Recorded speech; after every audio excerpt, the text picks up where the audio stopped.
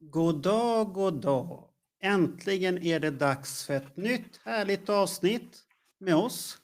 Tokar på Let Me Know-podden. Och nu har vi klickat igång alla gubbar. Det var för första gången en introduktion funkade. Så att nu fick min kreativa bit äntligen funka. Så att jag är jätteglad här nu. Och vår chattfunktion funkar, det kanske ni har sett. Kan klicka på kommentar. Så idag är vi riktigt high-tech och laddade. Ja, För- men Marco, device struggling to record, är det bra? Ja, det är din device i sådana fall, inte våra device. Och stragglar det för mycket så kastar vi ut dig, Bernt. Då får du sörja själv ensam där borta i sådana fall. Sånt här. Så Ja, att, men jag har Ace här så att det är lugnt. ja, det är bra. Alla har Ace. Jag har också en Ace t-shirt från 2015. Jag Titta med. och Ja. Facebook. Vad hände Ja. med Daniel och Roger? Jag körde Darth Vader idag. Jag är Tor. Ja, men det var han. Skandinavisk gud. Ja, det är bra det. Vi Det har med en... rymden att göra. Ja, det är bra. Vi har en ivrig Jimmy som frågar om vi har kollat på Detroit Rockboxen idag. Du får nog hålla det ett tag till innan vi kommer till den där boxen. Så du får sitta och uggla här 3 timmar till innan vi börjar ta upp den där boxen överhuvudtaget. Minst Så att- 4 timmar. Ja, 4 timmar till ungefär. Sånt där. Så att vi börjar med det första. Att det här är ju ett program, en minnesstund för att hedra Ace Frehley. Som tyvärr gick bort här nyligen. Och alla som vill ha de här tråkiga beskeden och tråkiga videos så hänvisar vi till Bernt-journalen. Där Bernt gjorde en tidslinje som är till 90% korrekt. Kan finnas någon defekt där som han inte vet om. Det är den här helikopterfärden. Och hur han hittades. Men annars stämmer den. Och det lilla roliga jag tycker är saken när det gäller den tidslinjen. Att utländska podcast har refererat till Bernts tidslinje. Jaha. Svenskens tidslinje har de refererat. För att han gjorde så att avsnittet förra söndagen var sent. För att han ringde, jag har jobbat så hårt, jag har studerat och tittat och försökt få ihop det och sånt här. Oj. Så att, men vi tackar honom för en väldigt fin Absolut. och hedrande stund du gjorde där, Absolut. Bernt. Och vissa utav oss ville ju gå live i fredags och då sa redaktören tvärt nej. För att jag tyckte att vi skulle ta det lugnt, känna av det här och sörja i lugn och ro. Så att jag ville hellre att vi har en minnesstund och så pratar vi om det härliga med Ace istället. Allt det positiva, allt det knasiga, alla dårskapet, allt det här som finns att prata om. Och vi har ju haft runda bordsamtal förut och jag länkade ju till det avsnittet den dagen när han gick bort. Så la jag upp en länk till den och det var många tittat på. För där tog vi ju både för- och nackdelar med Ace och sånt här. Och så att den ska vi börja. Men vi ska prata om en helt annan sak innan. Vi ska prata om den fina tidningen Destroyer. Kommer ni ihåg den tidningen? Oh, ja, Den har jag sett någon gång. Ja. Ja, jag med. Jag tror jag har något exemplar hemma. Så Jag har flera amerikanska vänner som frågar när kan man beställa den där på engelska? De är heta på gröten. De är heta på gröten. Men det är ju jättebra att de är heta i sådana fall. För att om jag säger så här, jag är glad att vi är klara med den. Så att så här ser omslaget ut. Det har ni väl alla sett, hoppas jag. Ser ni omslaget? Ja. Ja. Snygg. Så att Det påminner om någonting, alltså väldigt mycket. Jaha, vad påminner den om då? Ja, det påminner om en liten företeelse som du och jag var på häromveckan, Marco, i Trollhättan. Jaha, du tänker på den. Ja, Okej. jag tänker på den, ja. Ja. Men det är ju en hyllning och ni ser ju lite där under vad som kommer. Så står det ju English now in English. Och vi tjatar om det så förbaskat mycket. Och det har tagit lite längre tid det här än vad vi trodde att göra tidningen. För att det är lite tuffare med engelska och sånt här. Så att jag kan nu hinta att vi ska försöka hitta en lösning på svenska språket. Men jag kan inte garantera att det kommer vara. Vi gick ut med ett löfte i början som politiker gör. Och vi kanske får svika den, för jag vet inte. Vi kommer diskutera den och vi ska se vad vi kan göra för något smidigt. Men vi kan visa lite uppslag härifrån. Du har det. Det här är vår hyllning till Ace och då är det med de fina nya runorna som kommit från Peter Criss, Paul Stanley och Gene Simmons och alltihopa. Så att det är, och det är Ace familj själva och sen är från oss i Kiss Army Sweden. Och jag tyckte det här var en väldigt läcker bild på Ace när han står där. Grym. Otroligt läcker. Jag tror aldrig jag har sett den där. Nej, jag har inte sett den heller. Nej, otroligt läcker bild. Och det är den här, om ni tittar till höger så har ni den här häftiga loggan på scen då. Ja, just och, det. När det står på sidan där. Det var inte många gånger. Och sen har ni då Emil Örtemark som har gått bananas på Alive. Han har gjort, de som har missat föredraget om Alive utav vår kära Alex Bergdahl som har gjort den 2 gånger har jag sett den, väldigt bra. Och han gjorde en bonusgrej till och med i Trollhättan sen. Så att här är det att man kan följa vad som hände med dokument och alltihopa. Och det är ett antal sidor, lite häftiga livebilder på ett uppslag också från den perioden och sånt här. Så att man kan se vad hände. Och sen för att inte glömma bort Trollhättan så hyllade vi Trollhättan. Och jag har aldrig haft lättare än den här bilden som ni ser på själva den håriga Paul Stanley. Som har fått håret från bringan upp i ansiktet istället. Ja. När han står där framme på scen. Och jag måste säga att det här var bland det bättre live-coverbanden som har varit. Får man bara fråga, vem är den där killen? Han gör sig ju himla bra på bild. Hans namn står här. Jag kommer inte ihåg. Okay. Men det står lite. Man kan läsa där. Man kan köpa tidningen och läsa. Och ni ser ju längst ner Bernt och jag står här nere på Aliven. Där ser ni det. Och är så tuffa och... Det var en dag där Bernt hade hybris och flaxade hit och dit och vi har fått så mycket kärlek och alltihopa. Det var synd att ingen utav er 3 var där tycker jag. Det var jättesynd men vi träffade hur många trevliga fans som helst. Ja, jag och Johan hade ju lite otur. Vi hade ju planerat faktiskt på att söka oss dit men det var ju tågen som sket sig. Ja, det sket sig totalt. Det har, alltså, den kärlek som Marco och jag fick under den här dagen. Jag kommer ihåg Marco som sa det, måste du stå där och ta emot allas kärlek? Ja, sa jag. Nej, jag sa inte så. Jag sa, tacka bara, kom inte med en kärleksförklaring tillbaka en halvtimme. För då går tiden.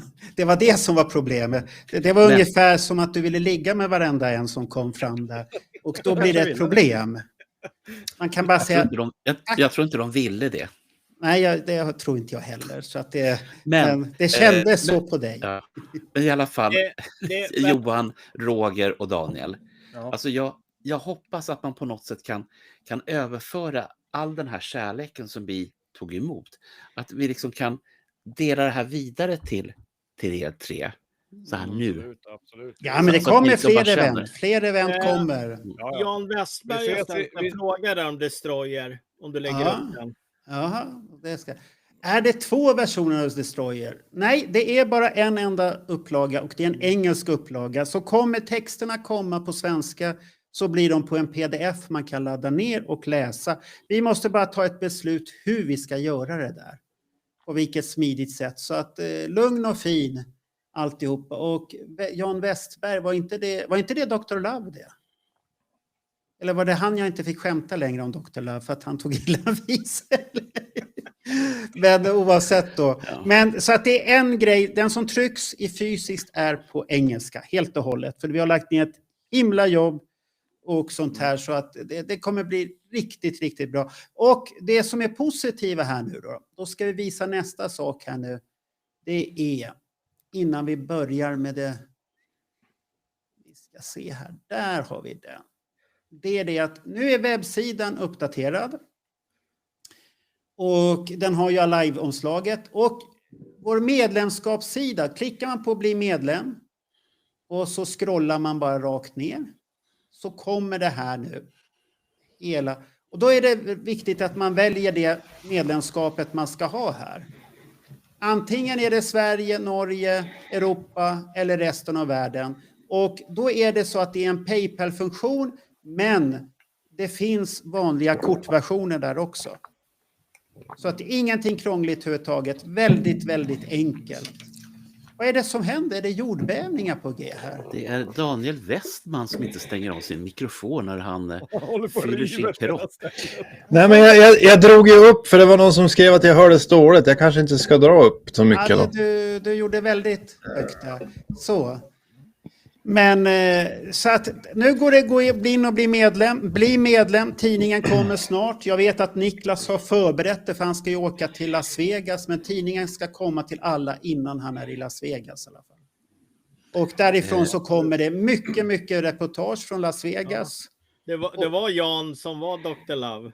Ja, det var det jag misstänkte. Hej Jan, älskar dig. Marco, du måste nog sänka Daniels mick. Ja, jag kan justera för att han tyckte jag var låg så att jag höjde. Men 1, 2, 1, 2, 1, 2, 1, 2. Ja, nu är det bra. Nu är det bra. Det här någonstans. Jag kan fixa det. Vi gick från publikupptagning till soundboard. Ja, ja precis. Men ska vi prata om vår gitarrhjälte? Om början utav gitarren, han föds och vart... Han är ju född i Bronx, det vet vi ju. Eller hur? The Bronx boy. Ja. 27 april var 52. Jaha, ja. 51. Han har ju 51, ja. Och han har ju alltid sagt att han är en sån här troublemaker. Är han det egentligen? Eller är han bara en lång och gosig kille, lite vinglig och sånt här? Vad tycker ni? Ja, men han är ju lite som two sides of a coin, om man ska citera en Kiss-låt. Han är ju väldigt älskvärd, väldigt rakt på sak. Han var ju... Du visste vad du fick från honom. Han var ingen sån här som liksom maskerade vad han tyckte, utan det var ganska tydligt vad han tyckte. Och han var väldigt rolig. Väldigt lätt att gilla när man inte i alla fall hade att göra med honom. Han var rolig i intervjuer. På den negativa sidan var att han var ju en strulputte. Även om man slutar med intaget av diverse kemikalier så var han ju fortfarande en strulputte och hade svårt att liksom hålla reda på saker och sånt där. Så jag kan tänka mig att det var ganska jobbigt att spela i samma band som honom. Men samtidigt som han gjorde fel så tror jag att du ändå gillade honom, för han var ju som en sån trevlig typ. Men var han så strulig egentligen? Ja. Tycker du det? Var det inte bara spriten som gjorde honom lite outhärdlig ibland? Och sånt här? Nej, det tror jag inte. Han vill ju leva som en rock'n'roll-stjärna och inte som företaget Kiss egentligen. Min röst kommer bara stötvis. Hur då stötvis? Det var konstigt. Ni hör bra här. Ja, de hörs bra här. Ja, så att det är inget konstigt. Ja, det måste vara något lokalt fel i sådana fall, Henrik, tyvärr. Nej, men det är Henrik från Trollhättan. Tack Henrik för bra evenemang. Ja, fortsätt Roger. Nej, men han var ju liksom, han ville ju vara rock'n'roll-stjärna. Han ville ju inte hålla på liksom och med intervju. Nej, precis. Peter var ju likadan egentligen, kan man ju säga. De två höll väl ihop. Ja, skillnaden var ju att Ace var ju väldigt charmig. Peter var ju aldrig någon charmtroll. Det är helt sant. Och sen kan man ju säga också, jag tycker Ace, han är ju inte liksom en klassisk solgitarrist heller. Det låter taffligt, eller det ser taffligt ut, fast det blir inte taffligt när han får ett unikt sound på solot som gör att det blir något helt annat. Hur menar du taffligt? Hur menar du då? Men det ser, alltså, om man tar en normal solgitarrist, de spelar sina slingor och allting och det låter likadant varje gång, men Ace var lite så här, han kunde liksom hålla på sola när han inte skulle hålla på sola, om man säger så då. Han solar när man inte ska sola. men det här är väl hans inspirationskällor från när han växte upp. Och så lät de. Jo, men det är det som är så unikt med honom. Det är därför jag tror att det är många som gillar honom, alltså som börjar spela gitarr och vill låta som Ace, för att han är inte den här klassiska solgitarristen. Det är lite så här... Jag vet inte hur jag ska förklara. Ser du vad Jonas skriver här då? Ace spelade från hjärtat. Tror du inte det var det han hade, bara hjärta och känsla? Precis. Ingen stel mekanism och sånt här och professionalism som Paul och Gene hade, att det ska vara sådär. Det var inte Ace. Nej. Nej, men samtidigt så fick ju Ace det utrymmet i början av karriären att de var ju liksom, om man tittar på de första plattorna, att Ace fick ju liksom, ja men komma med sina egna saker och de tyckte att ja men det låter bra, ja men kör på det.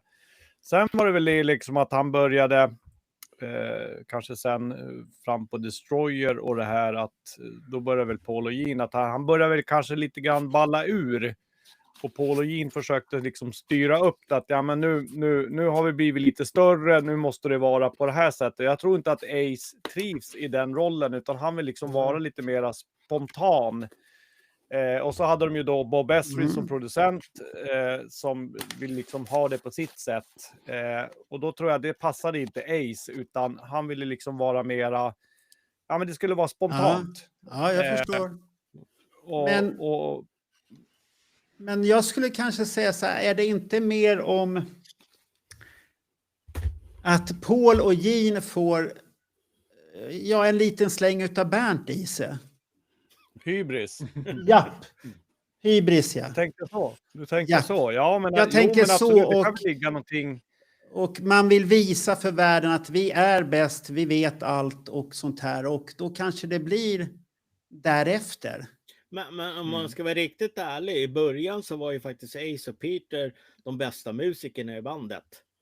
De har varit med mest. De hade varit med längst Ja. och spelat mer än vad Paul och Gene hade gjort. Så de hade ju lite att gå på där. Men Ja, de hade ju aldrig varit någon ledare i något band tror jag. Utan det är jo, som de har- Peter var ju det. Peter var ju ledare. Ja, men var han egentligen någon bra ledare? Det undrar jag. För Nej, att- det är en annan sak. det tror jag. För att det vet ni ju alla som har jobbat arbete. När man jobbar 10 pers på en jobb. Du känner ju ganska fort vilka som har ledaregenskaper. Och vilka som egentligen inte har det. Men vill vara ledare. Det är en Ja. stor skillnad. Jag tror att Peter Criss ville vara ledare. Men hade inte skillsen för att vara det. Nej. Ace var aldrig sugen på att vara någon ledare. Ace sa ju ofta att jag vill inte ha någonting att göra med affärerna. Utan jag vill bara Nej. spela. Ja, Och det, jag rock'n'roll. tror det är därför så många gillar honom. Och jag tror ju att när de andra God forbid liksom viker in åren så är jag inte säker på att de får samma enorma gensvar som Ace har fått här nu när han har gått bort. För jag tror faktiskt han är den mest omtyckta. Han är så lätt att gilla för han är ju som en vanlig kille som gillar att spela gitarr. Han brydde sig inte så mycket om affärerna och pengarna utan han var glad om han fick spela. Sen gjorde han ju otroliga bra solon hela vägen genom 70-talet. Sen blev det väl lite sämre efter det om man ska vara ärlig. Men när han la tid på solon och testade sig fram så kunde han ju hitta fenomenala grejer. Och man säger ju alltid att Ace-solon är som en sång i sången. Och så är det ju på 70-talsskivorna. Jättebra grejer. Så att han vill inte vara en ledare. Jag vet han sa ju det ofta i intervjuer att det var så jobbigt när han blev soloband. När han var tvungen att ge folk sparken och sånt där och bestämma. Det vill han ju inte. Och jag tror det är därför som att ofta på de här tidiga soloskivorna att någon annan fick sjunga sångerna och sånt där. Tänk dig Paul Stanley eller Gene Simmons på en soloskiva skulle säga ja men du som spelar gitarr bredvid mig, kan inte du sjunga några sånger på min soloskiva? Det finns ju inte liksom.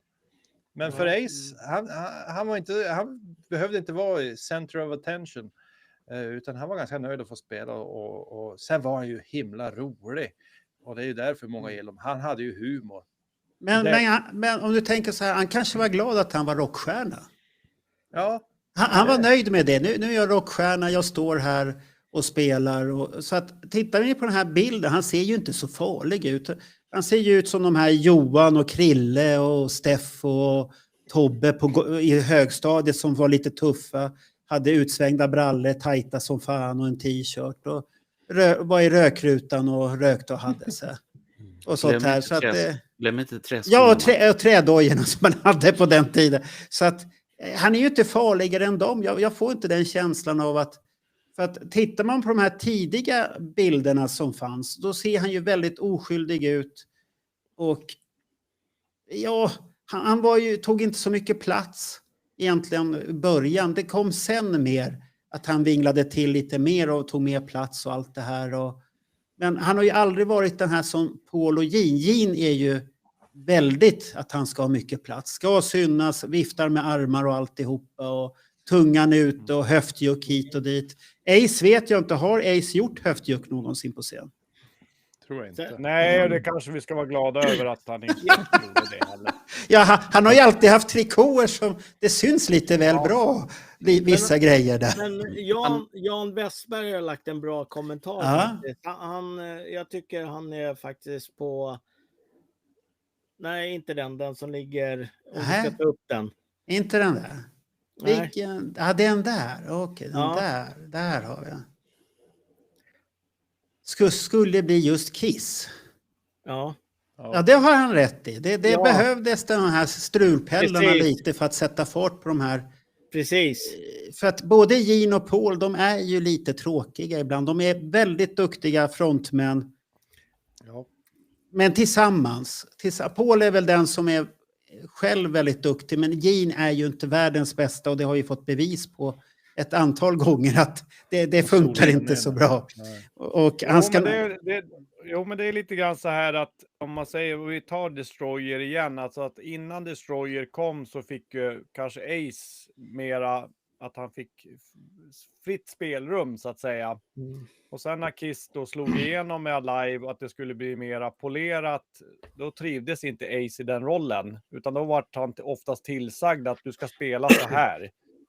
Och så kunde inte han det och då sa Bob Ezrin, nej, men då ringer jag någon annan. Men var det inte så det hände med Sweet Pain? Jajamensan, de bytte ut hans solo där. Ja.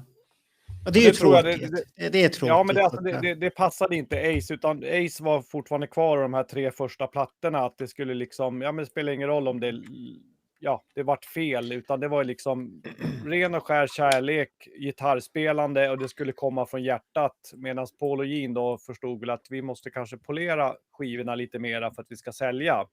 Och nu måste jag måste säga en sak där. Är du säker på att Johan, att Gene och Paul förstod det? Var det inte han Bob Ezrin som ställde lite högre krav och sa till både Gene och Paul alltså, det är dags att skärpa sig och dra in tungan och spela istället här nu? Jo, men det var ju så att Bob Ezrin sa ju till dem att nu är det slut på det här liksom garagerocken, utan nu ska ni bli stora världsartister, så nu måste ni liksom följa den här mallen. Och Paul och Gene var ju liksom såklart att de sa ja, vi vill ju tjäna pengar och sälja skivor. Och jag tror inte att Ace riktigt trivdes. Jag tror inte Peter heller trivdes i den rollen. Nej, jag tror inte Rymdåke och vad ska vi kalla kattmannen för? Katten. Ja, för det heter han. Johan Wallin sa Rymdåke sist när vi gjorde podd här. Rymdåke. Och, eller Pelle Svanslös. Ja, Rymdåke och Pelle Svanslös. De var ju inte sådana och de fick säkert väldigt mycket skäll utav Bob. Och Gene och Paul kunde ta upp det där och sen har de ju Gene och Paul hakat på det där hela tiden. Men de behövde nog de här 2 pojkarna i bandet. Sen Ace behövde ju Gene och Paul, för Ace har ju sagt i flera intervjuer att jag är lat. Alltså jag jobbar när jag får inspiration.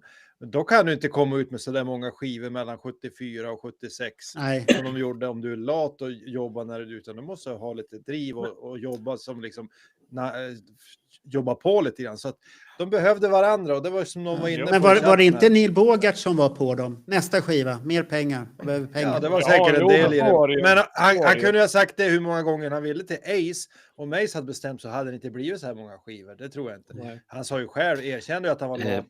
Och så. Släpp in Bernt. Ja, också. Bernt, vad vill du säga? Tack. Jo, det som jag tycker är väldigt viktigt att prata om, och det här gäller ju oavsett om det är ett band eller på en arbetsplats. Vi kan inte alla vara 4 Paul Stanley eller 4 Gene Simmons, utan det handlar om en gruppdynamik där man måste vara, att man liksom är de här 4 pusselbitarna som åtminstone från början passar väldigt bra ihop. Tills dess att vi kommer då till den här biten när vi kommer till de här riktiga high roller producenterna. För att i musikvärlden så är det producenten som är motsvarigheten till regissören. Om du inte gör som producenten säger, då åker du ut. Men däremot så är jag helt övertygad om att innan de här superlaterna kom, när bandet började få mycket pengar och medlemmarna fick mycket pengar och visste inte riktigt vad ska vi göra av alla pengar. Och där har vi ju så att säga droger, sprit och allt annat skit. Men innan dess så har vi en gruppdynamik som jag tycker är fantastisk. Och titta bara liksom på de första plattorna där du har foton på dem. vad har du? Jo, du har en jävligt häftig grupp som passar ihop och som är unik. Och så vill jag även ha det på en arbetsplats. Det kan inte vara 4 stycken som är likadana. Det blir aldrig bra. Nej, det är väl det som gör våran podd också, att vi är väldigt unika allihopa. Så att det är olika egenskaper, olika sätt att se på saker och sånt här. Och det är ju jätteviktigt. Man är ju intressant det du säger där, att olika egenskaper bidrar. Och det tycker jag är en styrka. Jag måste bara säga, det var kul att träffas ikväll igen. Det var ett tag sedan vi satt. Alltså det är ju roligt. Ni där hemma som sitter och kollar, så för oss är det ju kul att få träffas. Det är ju som att sitta och leka med lite kompisar så här på fredagskvällen efter en jobbig vecka. Så jag måste bara säga det så att alla vet att vi trivs ju tillsammans, och det tror jag märks utåt. Och det tror jag var Kiss grej också. Alltså, de första åren trivdes de tillsammans. Sen när det börjar liksom skava efter några år, då märks det ganska tydligt att det blir inte riktigt samma glöd. Och det syns ju på skivan att det blir lite svagare skivor. Så att det här gemenskapen som vi känner i det här gänget och som Kiss kände alla fall fram till 76, där 77 kanske, det är jätteviktigt.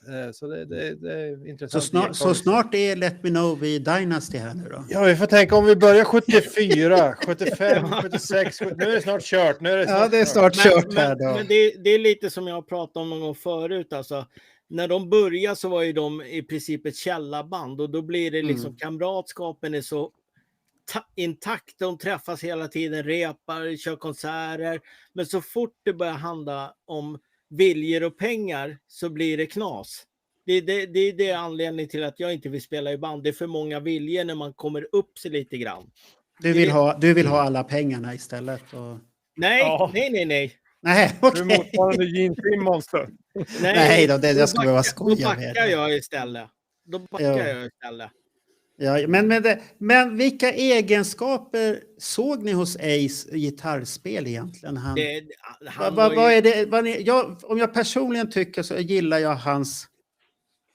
Jag uppfattar det som slöja men geniala, enkla sätt. Det är på enkla medel, slött. Det ser inte ut så mycket för världen.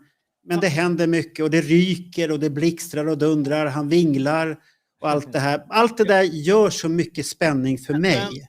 Men jag kan säga att det är inte så jävla enkelt det han gör alltså. Nej, det har jag inte sagt heller. Men det ser enkelt ut när han gör det. Ja, men det är inte det. Så det är hela den här feelingen han har när han spelar. Det är det jag menar. Det är lite styltigt på något sätt. Men det passar så jäktrans bra i det här tillfället. Så att det samtidigt så visar ju han att man behöver ju inte bara vara en teknisk gitarrist. Precis vad jag menar. Utan man kan ju liksom spela, man ska inte säga enklare, absolut. Jag klarar ju inte att spela det som Ace spelar, men det var inte det jag menar att det är enkelt. Jo, men den här grejen att stänga av gitarren, den klarar vi av. Både du och jag gör. Ja, jo. Vi slår på strängen och så stänger vi av.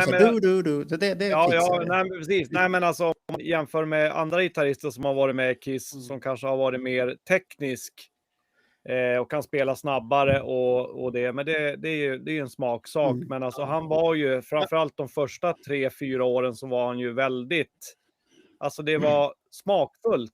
Det kanske var enkelt, jag vet inte, nu är inte jag någon gitarrist, jag kan inte bedöma det, men han var får jag bara, det här grejen ska jag säga. Jag såg en YouTube-video där de pratade om hur Ace har påverkat gitarrister. Ja. Och då slängde de in gitarristen i Led Zeppelin, Eddie Van Halen, Jimmy Page, Eddie Van Halen och Ace. Och så sa de så här att gitarrister ser upp till de här andra två. Men den som har skapat gitarrister, det är den här enkla gitarristen som hade mycket, mycket mer att bjuda på när han var på scen. Han såg häftig ut. Han gick där, hade platådojor, det vinglade, rökte och alltihopa. Såg cool ut på bild på 70-talet. Vi var ju alla så här bara, wow, vad är det för häftig nisse det där? Och, så att det var en rolig grej tyckte jag i alla fall. Får jag bara bryta in en sak? Jag måste bara säga, det är jätteroligt. Alltså vi är 100 personer som sitter live. Så mycket. Ja, men det är viktigt. Det är jätteroligt det här. Den här podden behövs för så många olika människor. Och jag förstår att att vi är många. Vi är också många. Men jag har en liten fråga här nu. För ni pratade om vad man har för roller och sånt där. Ja. Jag har en liten bild här som jag tänkte att jag ska försöka visa så gott som jag kan här. Jag vet inte hur kommer det sig att den här rollen finns, att Gene Simmons ska antingen bita på eller slicka på Ace Frehleys Adamsäpple. Det här är någonting jag aldrig har förstått. Jag tänkte nu när vi är så många som är samlade. Det där är ju en erotisk grej. Det är ju väldigt trevligt att smaka på den andra sådär. Det är ju därför Bernt har plockat upp det. Men det är nämligen som så här att om man sen går fram i tiden, när Marco var hemma hos Anders Tengner och Jörgen Holmstedt, så rev de fram en annan bild som var en framsida på den med Vinny blir biten, just det. Ja. Så jag undrar liksom... Han gjorde även så mot Tommy Tejer också. Jajamensan. Och Tommy Tejer tyckte att det var lite ruggigt ibland. Så därför blir ju liksom min fråga, jag fattar inte det här. Ja, men testa det nästa gång. Gå fram till någon och så gör du sådär. Så får du se vad reaktionen blir. Marco, jag kommer in till din butik imorgon så ska vi prova det här. Då är det Hasse du får smaka på, inte på mig. Bernt, är det jag som är bredvid dig? Du kan testa. Är det jag? Där. Men du är inte där. Det beror på vart du är någonstans. Men Daniel. Du får fråga Gene när du käkar småkakor med honom varför han gör det där. Ja, absolut. Den kommer att ligga med. Men Daniel, jag har en liten fråga till dig. Har inte du lite extra mycket smink på dig idag? Vet du vad det beror på? Idag så hade vi hade en utklädnadsdag på jobbet och jag har precis startat upp min årskurs 4 och då måste man gå all in. Så jag var Jack Sparrow idag. Så jag hade grejer i håret, jag hade örhäng. Jag satt faktiskt in ett örhäng, jag har inte haft det sedan jag var 16. Men håret hade inte växt igen så jag tryckte igenom. Så kolla här. Ja, det är bra att du har massvis med hår, det är bra det. Ett tag till så. Ja. Men sen får jag gå in i Rogers lag. Ja. Men, så det är kvar, alltså jag fick inte bort, jag vet inte hur man tar bort det. Så det är kvar lite grann här. Jag var ju alldeles svart här runt och hade skägg och allting. Det är därför man ska använda smink som går bort med vatten. Ja, men är det inte snyggt? Vi borde ju alla ha så här. Kolla, det syns ju bättre i bild. Nästa gång tycker jag alla i Let Me Know-podden ska lägga på lite, vad fan det nu heter, mascara eller vad det heter. Jag vet inte, det var min ung... Bra där. Där har vi en smygbög. Ursäkta. Vad var det han sa för något? Jag vet, Bernt kan ta illa upp om jag säger så. Det jag menar är att kajal, jag är dålig på det. Nu måste vi läsa här, nu har oraklet talat här. Sean Delaney-grej. Kan det vara det? Jesus. Det är en sån här provokation. Intressant. Ja, för att vi ska inte veta riktigt vilket bord är Gene på. Mycket intressant. Tack för den. Vårt egna orakel. Det här får ju mig liksom upp att tänka. Wow. Ja, jag säger att du får prova på det där nästa gång. Du får gå fram och smaka på någon på halsen där. Sen vet inte jag vad konsekvenserna blir, Bernt. Så att, hoppas du smakar på rätt person. Ja. Marco, du kan väl filma det nästa gång? Ja. På mig? Nej, på någon annan. Ta det på nästa skivmässa. Det blir spännande. Okay. Har ni någonting mer att prata om Ace gitarrhjälten som föds? Eller ska vi byta kapitel här nu? Ja, vi kan ju bara avsluta med att säga att han skiljer sig ju väldigt mycket från alla andra gitarrister som Kiss hade.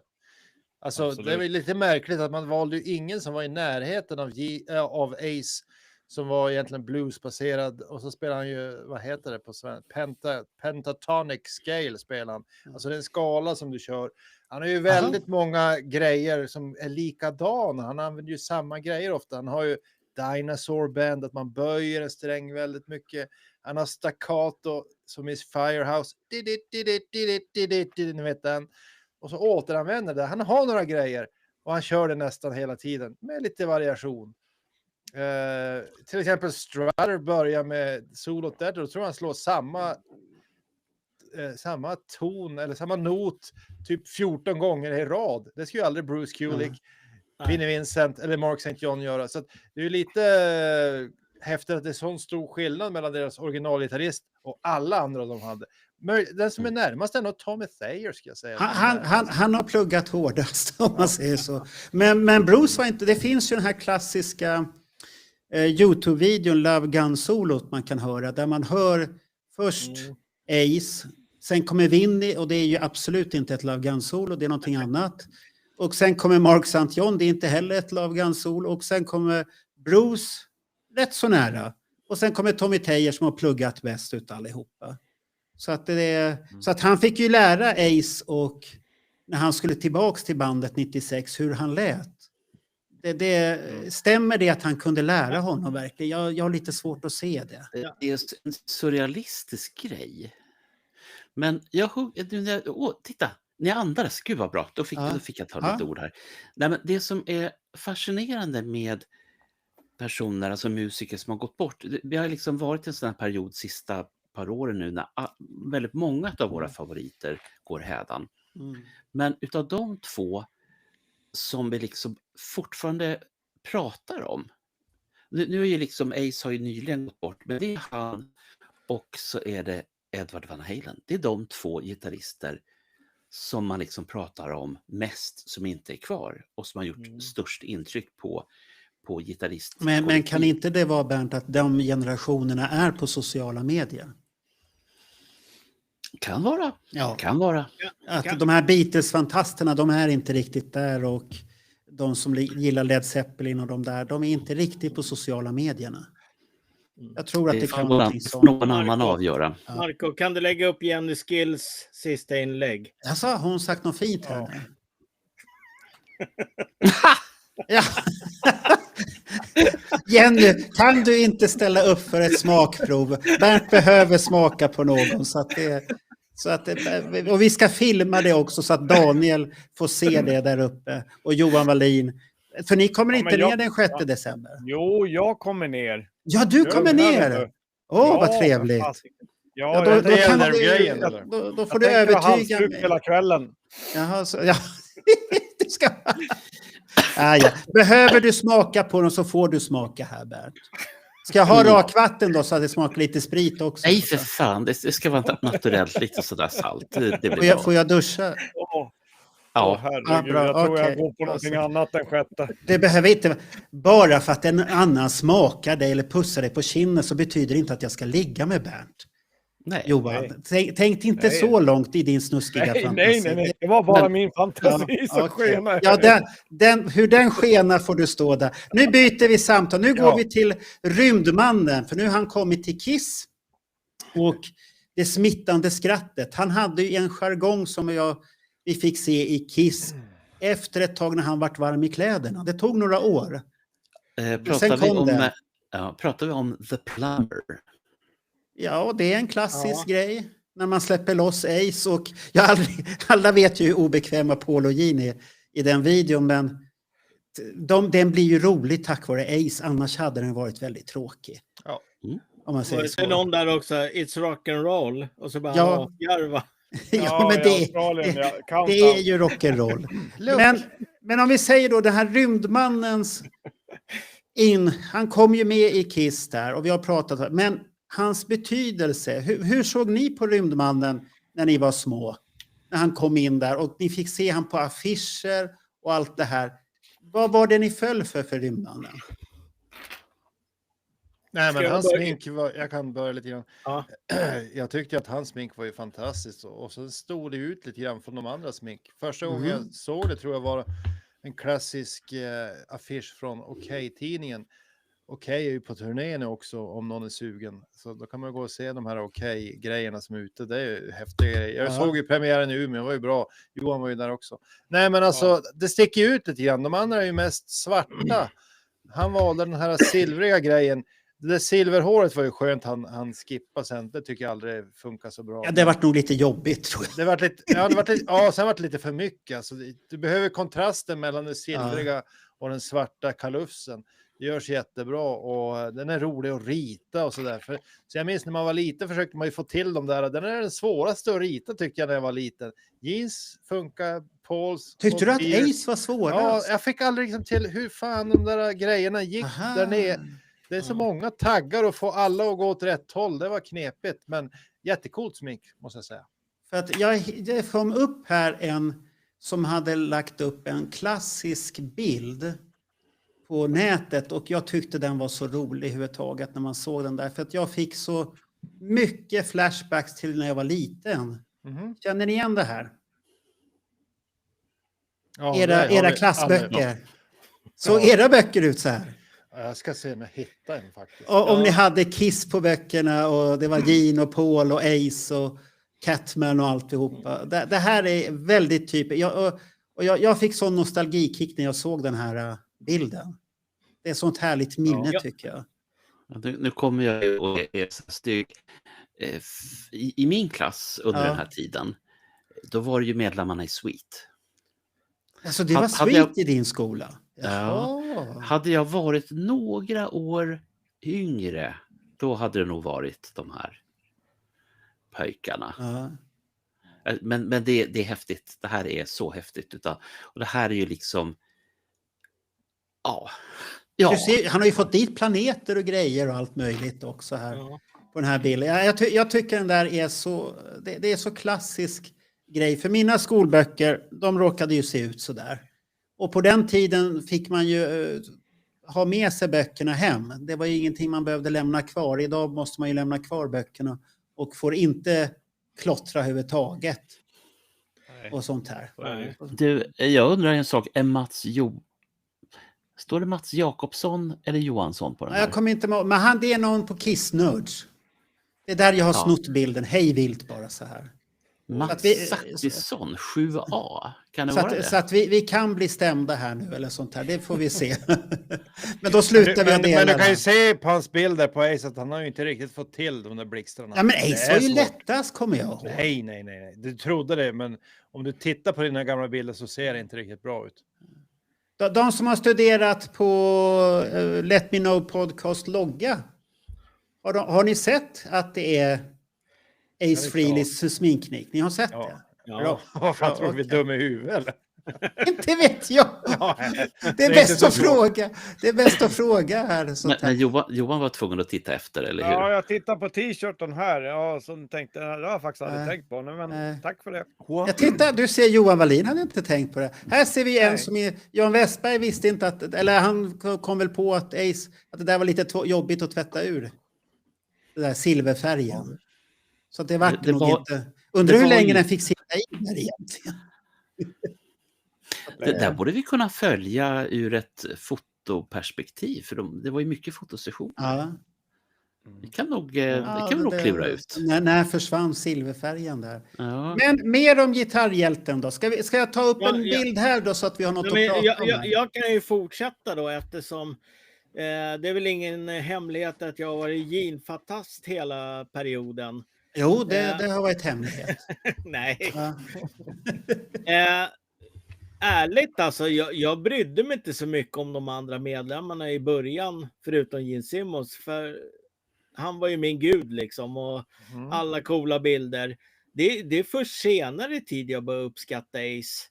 Menar du att du inte gillade Ace på det sättet? Alltså? Nej, inte på det sättet.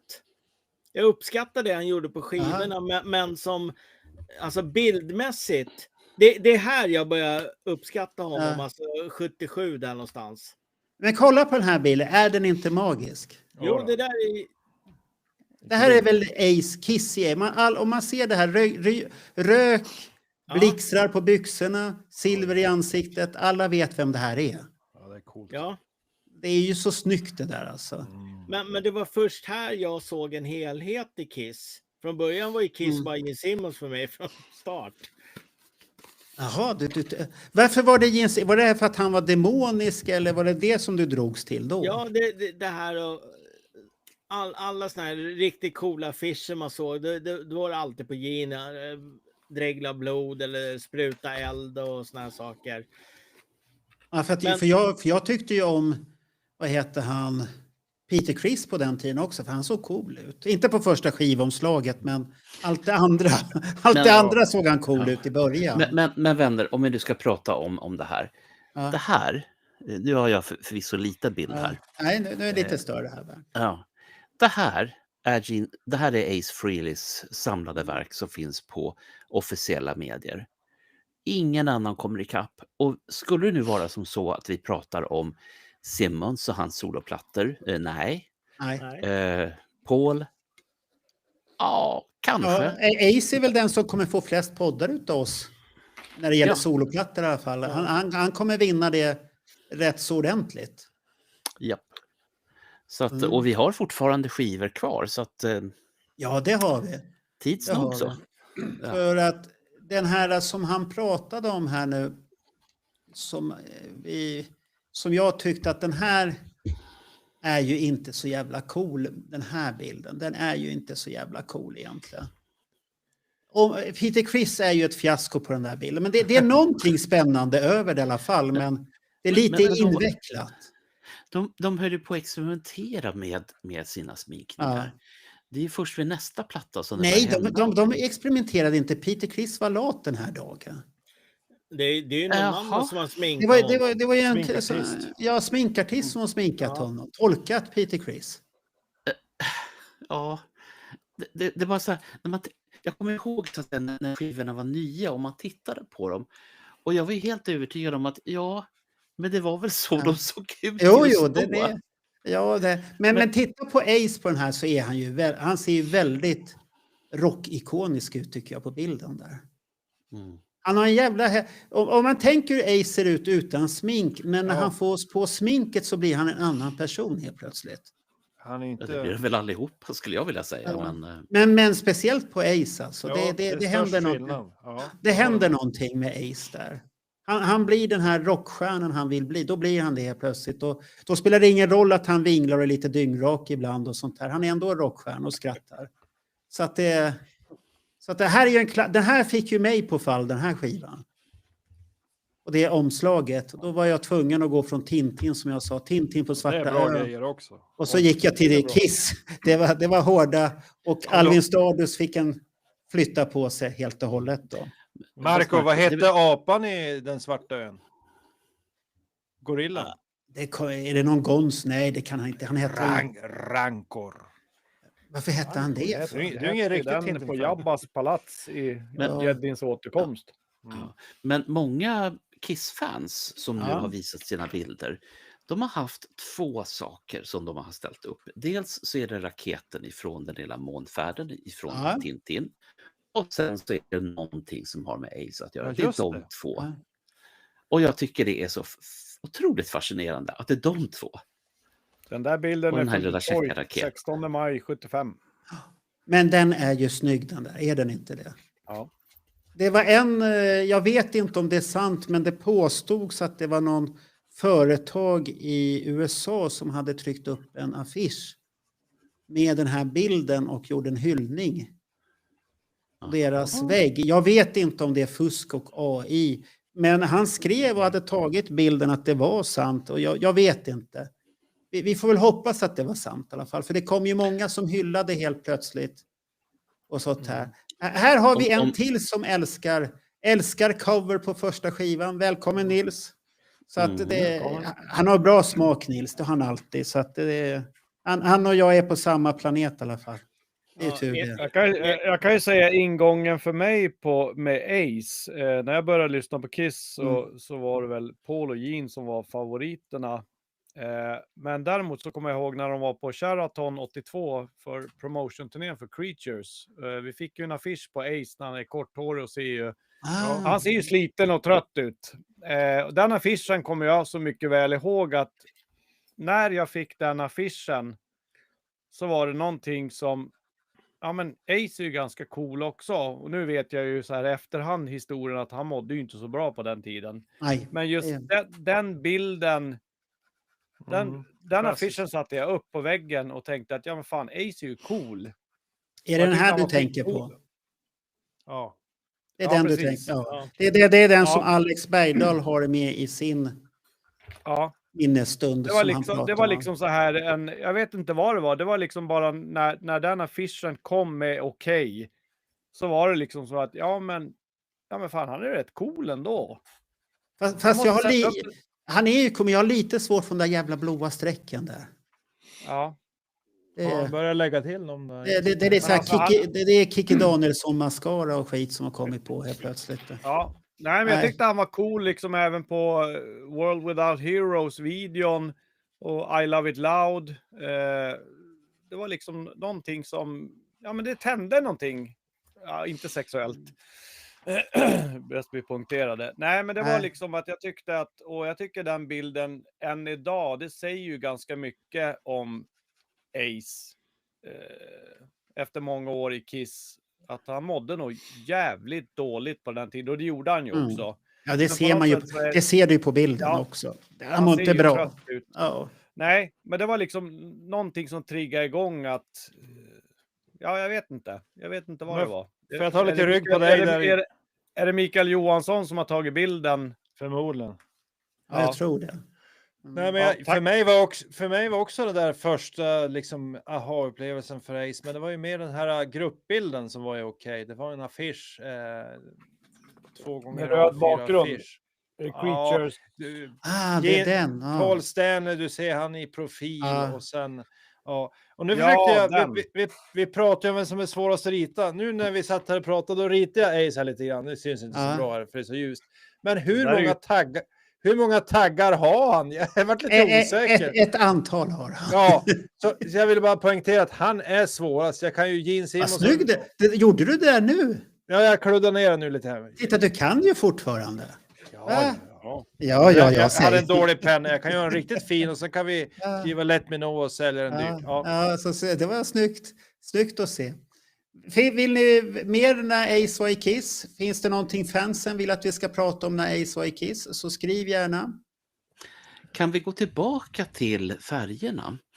För färgerna kom ju i samband med soloalbumen och Ace blå har ju hängt med från den tiden, och du kommer jag berätta om det här på söndag på Bandjournalen, men jag kan ju hinta om att färgen blå går igen väldigt mycket när Ace är på väg till den sista vilan. Ja, du har ju följt det där och ska ta upp hela den grejen där då. Och det är sjukligt mycket tid jag har lagt ner på det här, jag säger bara det. Så att jag förstår Alex Bergdahl när han pratar om sjukligt mycket tid. Jag kommer inte ens i närheten av Alex och den tid han lägger ner på grejer. Men jag börjar förstå hur det funkar, hur han resonerar och hur han tänker. Du var nog uppe på hans nivå, för det var 10 minuter utav 12 timmars sökande information. Det tycker jag, då har man lagt ner väldigt mycket tid. Tills jag till och med fick säga, nu får du komma fram med någonting. Annars blir det ingenting. Annars tänker jag att Alex Bergdahl som har så mycket tid, han är väl bibliotekarie, det är det han borde vara. Då får man mycket fritid, verkar som. Jag tror inte det. Jag tror att han prioriterar i livet, spelar inte och gör inte vissa saker och sånt här. Jag säga här att han har på de sista poddarna som han har gjort så berör han också sitt privatliv väldigt mycket, och jag ska inte hänga ut Alex för det gör han så bra själv. Men det finns väldigt mycket som man kan lyssna in och ta till sig när det gäller Alex. Och jag råkar tycka väldigt bra om Alex, och det har jag gjort ända sedan han var en liten skitunge och trakasserade mig när jag hade fanclub på den tiden. Förlåt Alex, jag menar inte trakassera. Du var väldigt jag var nyfiken. Har ni sett att det har kommit greetings från Texas? Jag tänkte precis säga till dig att lägga upp det. Hoppas du förstår svenskan bra här. Jedi Cooper from Texas. Ja. Är det möjligtvis så, Marco, att vi AI-textar det här live? Nej, det kan nog, det gör YouTube själva, har jag för mig. Det är ingenting vi kan göra till. Nej, finns det text nu när vi pratar live? Det vet jag inte, det får du väl titta själv i din mobil eller något sånt där och så. Nu pratar vi om Ace, inte om textning och sånt där. Det är Ace vi ska minnas, Ace vi ska älska, Ace vi ska tråna efter och Ace på alla nivåer. Men man måste förstå språket också, det är viktigt med språk. Här tycker jag det här, silvret mot det svarta, som han skriver, mot det svarta var skit. Silver och svart går ju alltid väldigt bra ihop. Och det såg ju bra ut alltid. Sen där kan man ju prata om sminkning. Gene Simmons har ju hållit sig till svart. Paul Stanley har hållit sig till svart. varför Ace och Peter Criss blandade in andra färger i det där, det förstår inte jag riktigt. Sen får vi lägga till att har du ett förstärkningsled innan ett ord så måste du skriva ihop det. Annars, det står ju svart mot silver är skit. Snyggt. Aha. Sätt ihop ordet. Okej, tack. För i helvete. Särskrivning. Var noga när ni skriver, för vi har... Ni vet ju att det här är ju en kisslärare som sitter här. Jag klarar inte av att se sånt där. Ja. Men det var en fin kommentar, men ursäkta, men jag är lite skadad. Ja, det är lite teknikinformation. Jag var ju tvungen att titta efter, självklart. Jag kollade också. Nej, livesändningar har tyvärr inte AI. So I'm very sorry all your English speaking friends all over. This is the only English that you will get. I'm so sorry. But perhaps when Marco will be finished with this and put it on internet again, maybe då kommer det texten. Då kommer det. So are we switching to English from now on, or what's happening? Nej. Absolut, Okay. det är klart att vi gör. Okay. Vi ska uttrycka våra känslor i ren och fin svenska. Daniel, om jag får bli gäst en gång till på... Det får du gärna bli. Tack. Så lovar jag att prata svenska under hela den och så kan jag få texta. Vi kan prata svenska och så får de andra sitta där som de frågetecken. Ja. Det vore alltså kul. Herregud vad folk skriver mycket här. Alltså, det här är otroligt. Men det är bra kommentarer. Keep them coming. Keep them coming. Jag tyckte det var så kraftigt. Just det, det är det här kometregnet som har varit samtidigt som Ace gick bort. Ja. Vilken tillfällighet egentligen att det vart så. Ja, men det är ju egentligen vad det är, men det är ju häftigt att det blev så. Ja. Jag har en till teknisk fråga. Texterna som åker upp här nu, Marco, är det automatiska texter eller fångar du upp dem någonstans? Nej, jag fångar upp dem. Jag klickar på lite här. Så att jag gör en sån här sortering här. Det är som på Kiss FAQ. Ja, han i Texas har skrivit något mer där nu. Jaha, what the hell? Vad är vi namnet på han Texas då? Var det Jedin där? Ja, det var det där. All us little Mexican kids grew up as rabid Kiss fans, children in the Kiss army by the age of 10. Our lunchboxes, Kiss cards, magazines, action figures, etc. Ja, det är helt rätt. Thank you, det har vi gjort i Svedala också. Så att det that has to be the coolest name we've had this far. Jedi Cooper. Ja, Jedi. Ja. Och vi har ju en kär vän här också. Clifford, för Gibson är det bästa. Ja, men tror ni inte att Ace tittar lite på vad folk hade innan? Hade inte han i Led Zeppelin, Jimmy Page och Gibson? Ja, jag tror att det var så det var, tror jag. Så att han tittar på honom. Sen är det någon som har förstått här någonting som är viktigt och det måste jag ju visa här. Marco är chef. Det var mycket smart.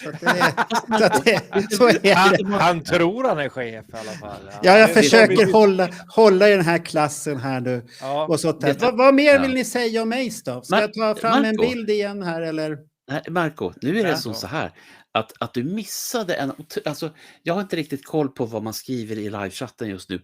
Men det skrevs för en halvtimme sedan någonting fantastiskt om Beppe Wolgers och Bernt Månsson. Den tycker jag var så himla fin för att de jämförde dig med Beppe Wolgers. Ja, för jag är stor fan utav Beppe och har varit. För jag tillhör ju den här generationen som kunde gå och lägga mig, inte med Beppe, men samtidigt med Beppe när han hade sin godnattsstund. Och jag har sett honom live. Vad då gick du och la dig 7:00 redan? Eller vad var det, 5:30? Ja, men det vet ju hur det var på den tiden. Det var inte så mycket tv-program. Vad hade du för föräldrar? Ja, de sa att jag skulle gå och lägga mig. Tittar inte du på Kojak och sånt här? Berätta. Nej, det fick jag inte. Ja, det är inte på att jag är lika mycket mer liv än dig då. Då förklarar men det som jag fick göra också, det var 1968 eller 69. Då var jag på biografen Ricardo. Wow. Och där hade en nöjesnisse som faktiskt hette Dubbelnisse på den tiden. Han arrangerade och anordnade allsköns med grejer, men då hade han gjort en barngrej. Så jag fick se både Beppe Wolgers fru och sen en karaktär Baklängan. Ni som är ungefär i min ålder, ni fattar vad det här är och ni andra bara har ingen aning om vad snackar om. Och vem fan är Beppe Wolgers? Ja, men det får vi göra en annan podd. Men Mr. Jedi from Texas, han vet nog inte vem Beppe Wolgers är. Men but we have to ask, how the heck did Jedi find this podcast if you can write that in the, in Swedish. Yeah, write that in Swedish. Yes, please. Yeah. Här har vi ju en gura som vet Clifford pratade om. That's from the gig outside there in 74, I think. Kishi in... Är den inte läcker den där bilden? First Mars of 1974. Men kommer ni ihåg de här bilderna när de började dyka upp och man fick se dem? Och sen live-videon som dök upp i den här läckan. Det var ju så att man trillade ur stolen. Vad hände då? Varför trillade du av stolen? Var det för mycket då eller? Nej, jag trodde inte att det fanns filmat. No, we didn't know it existed. Nej.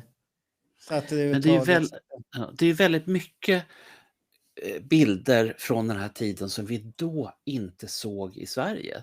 Därför att vi hade ju bara det som vi hade. Men vi fick ju mycket bilder i poster ändå. Vi fick väldigt mycket. Ja, och jag vet ju också att jag hade ju kompisar, jag har berättat, jag har ju kompisar i andra länder som jag bytte material med. Men inte ens då så dök de här jättehäftiga bilderna upp. Så ibland så undrar jag, varför dök de upp först långt senare? Varför dök de upp på 2020-talet? Det är så mycket fint som har kommit fram de sista åren. Ja, därför att läckorna och folk vill börja tjäna pengar. Det är väl det klassiska. Jag tror, alltså, många gånger är det ju pengar som gör det, att saker kommer fram. Och du har ju de här som alltid står i framkant som Alex Bergdahl gör, att han vill gärna dela med sig och han köper ju klipp och delar med sig på sina föreläsningar utav klipp som han själv har sett till att han har fått pengar för och sånt här. Eller betala pengar, betala dyra pengar för att visa. Och då är det här fina att vi alltid har respekterat och inte läckt någonting överhuvudtaget från de här föreläsningarna. Han säger, filma inte, då får ni se godis och sånt här. Och det tycker jag är otroligt fint, tycker jag på många sätt. Vi måste ju tänka på alla de släktingar som han hade behövt att sälja annars. Ja, det är ju väldigt många, men det är ju tur att han har en stor släkt då i sådana fall. Då. Så att det är ju tur det. Och på det sättet. Vill ni se mer bilder som ni vill frossa åt Ace? Eller är ni nöjda? Vill ni byta ämne? Jag tänkte, kan inte du visa den där filmen som du gjorde? Ja, så du ville ha lite glädjestämning här nu? Nej, det är inte jag som har gjort den. Den här dök upp. Den här filmen dök upp samma dag som Ace försvann från jorden tyvärr. Då dök den här filmen upp och jag ska visa den här. För det här är en sån här... Nu kommer ni inte höra ljudet. För det är... Då tror jag att det blir upphovs. Ska vi gå på YouTube för att höra? Ja, för YouTube får ni gå på det. För då blir det upphovsgrejer. Men jag ska... nu måste jag bara hitta tillbaka här nu. Vänta, ska vi se. Nu hittar jag tillbaka. Det är inte lätt när jag ska hålla på med massvis med saker samtidigt. Men du gör det bra, Marco. Du är gammal, Marco. Den här fina godsaken. Har ni sett den någonting på YouTube? Eller? Det här är ju AI. Nu kommer det bästa när AI har gjort det. Det här är en sån här... Jag tog med den här videon för att om det blir lite dystert och tråkigt det här och vi blir för ledsna så lättade upp när de här pojkarna gjorde... Efter de har tagit den här klassiska bilden som till och med hamnade på Carl Linnaeus bok och hamnade på våra posters på väggarna, kommer ni ihåg det på 70-talet? Så gjorde de det här för någon som filmade. Det här är ju så gosigt. Vilka gosig rörelse. Vi tittar en gång till. Titta här nu Bernt. Titta på Ace. Han har väldigt mjuk i lederna Ace där. Och Ace hade nog skrattat åt det där väldigt gott. Tror du inte det? Så att det är en klassiker. Jag tror att det är som så här att det där har aldrig ägt rum. Någonsin. Allt som finns på internet har ägt rum. Så att det har ägt rum. Tror inte. Jag har sett så mycket konstigt på internet de sista par åren då. Ja, men det ägde ju rum alldeles nyss. Då har det ju ägt rum. Vi ska vara sådana, men absolut. Bring it on. Det är klart vi kan prata om. Nej, nu byter vi ämne. Nu går vi till det här som Bernt tyckte att vi skulle ha med. Fansens röster när han har dött och det här. Och vad fansen skrev och vilka hyllningar vi såg. Och då har vi ju en jättestor grej. Och jag ser här nu att nu är vår kära vän, vad heter han? Roger på G här. Han vill tömma sig väldigt mycket i det här ämnet. Får jag bara innan Roger tömmer sig, det låter förresten väldigt obehagligt. 5 minuter så alla får göra det. Nej, men när jag satte ihop bandjournalen nu i söndags så var det så oerhört mycket som jag var tvungen att klippa bort som inte fick plats. Så att det och en del av det här kanske vi kommer använda idag. Den här är ju en... Roger får ta det först, det här som han ville ta upp, det negativa som jag misstänker att han ville ta upp. Det var det vi pratade om innan. Alla de här jävla AI-grejerna de har gjort med Gene och Paul som gråter över kisterna. Alltså det är katastrof. Alltså, sida efter sida efter sida håller på med de här grejerna och delar det här hela tiden. Ja, det tycker är respektlöst. Man går för långt. Man går för långt. Ja, det är så respektlöst. Men Roger, har du tryckt på anmäla-knappen då? Jag har faktiskt för en gångs skull bemödat mig. Det har jag gjort faktiskt. Har ni gjort det? Ja. Vad duktiga ni har varit då. I sådana fall. För det där tycker jag är att gå för långt. Den här som vi såg alldeles nyss som man gjorde med AI, att de dansar på New York. Det tycker jag är, det är så oskyldigt och så med en glimt i ögat med humor tycker jag. Men ta den här som när de sätter upp Gene, att han säljer meet and greet för $5,000 för att gå på Ace begravning. Det är inte ens roligt. Nej, det är inte roligt. Det är bara skit alltså. För han har ju sorg han också. Och såklart sånt där biter på honom när han får se. Det är inte roligt alls. Det är respektlöst alltså. Och det är tråkigt.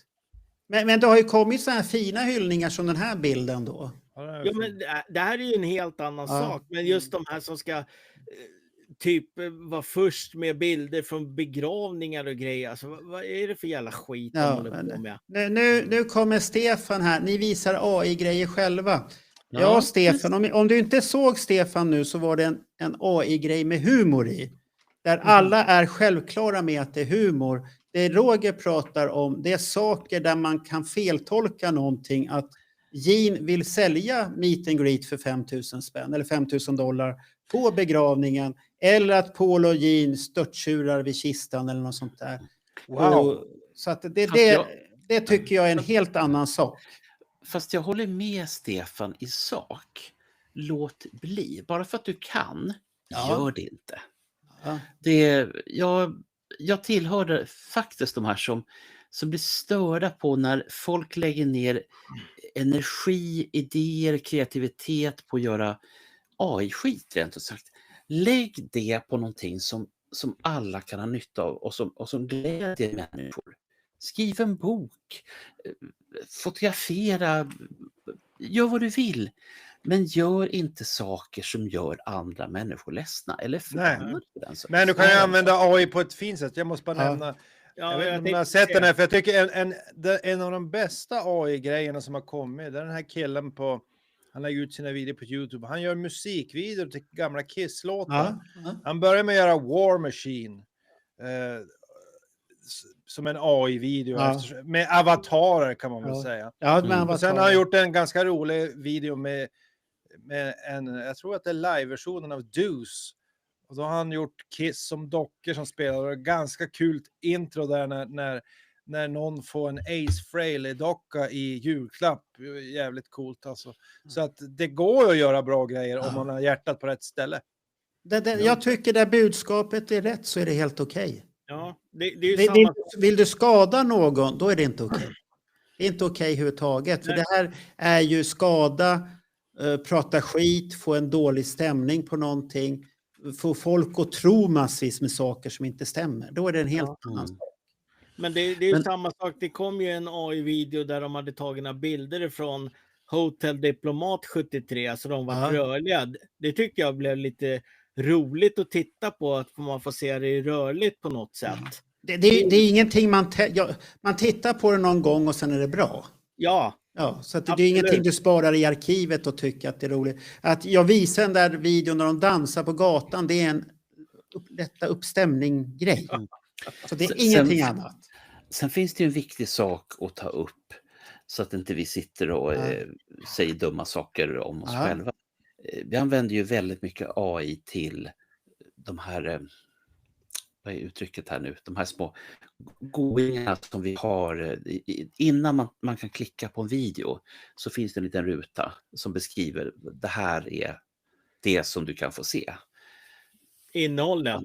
Ja, innehållet, tack. Ja. Ja, vad svårt det där var att uttrycka sig som folk. Men, och det... Hur använder vi AI? Hur ska du slingra ur det här nu då? För nu har du hoppat in i någonting du inte riktigt vet hur den produkten har gått till, har jag märkt här nu. Men jag tycker Bernt har en bra poäng där, för att Marco, du gillar ju att skriva texter med AI, det är ju ganska tydligt. Jag använder AI som hjälpmedel. Ja.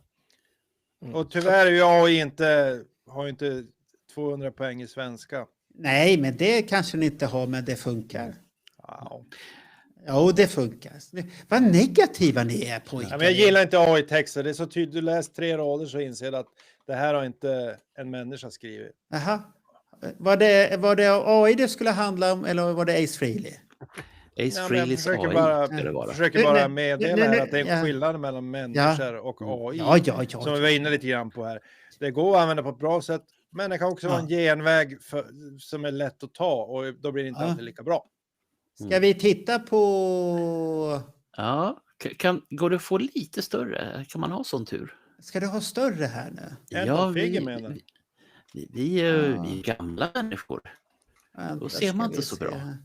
Ja, det vet jag fan hur man får större. Du vet, det är Mac och det här har vi bråkat om förut. Ja. Nej, men okej. Men då tar vi den storleken vi får. Ja, vi får gå nära tvn och titta. Du får vara glad. Ja, på tvn är den jättestor. Här på datorn kanske den inte är så jättestor. Men det här är ju då Anton Fig.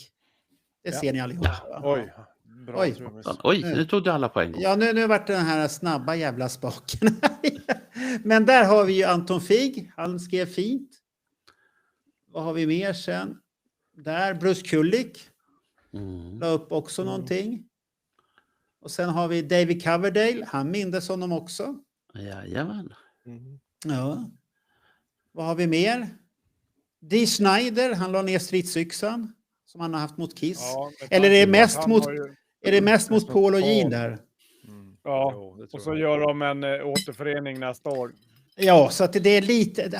Han ska vara lite försiktig med sin stridsyxa där ibland. Jag tror de ska på Sweden Rock. Ja, de är redan klara till Sweden Rock och många andra festivaler också. Så att det... Men de gjorde det inte för pengarna.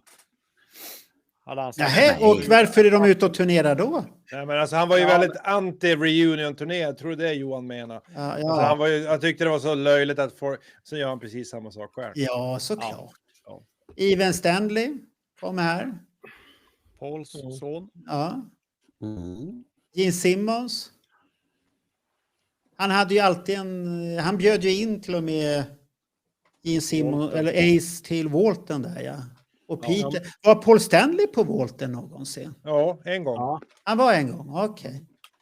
Så att det är lite häftigt att han och Ace, det hela den avsnittet när Ace är med finns på YouTube, har jag för mig.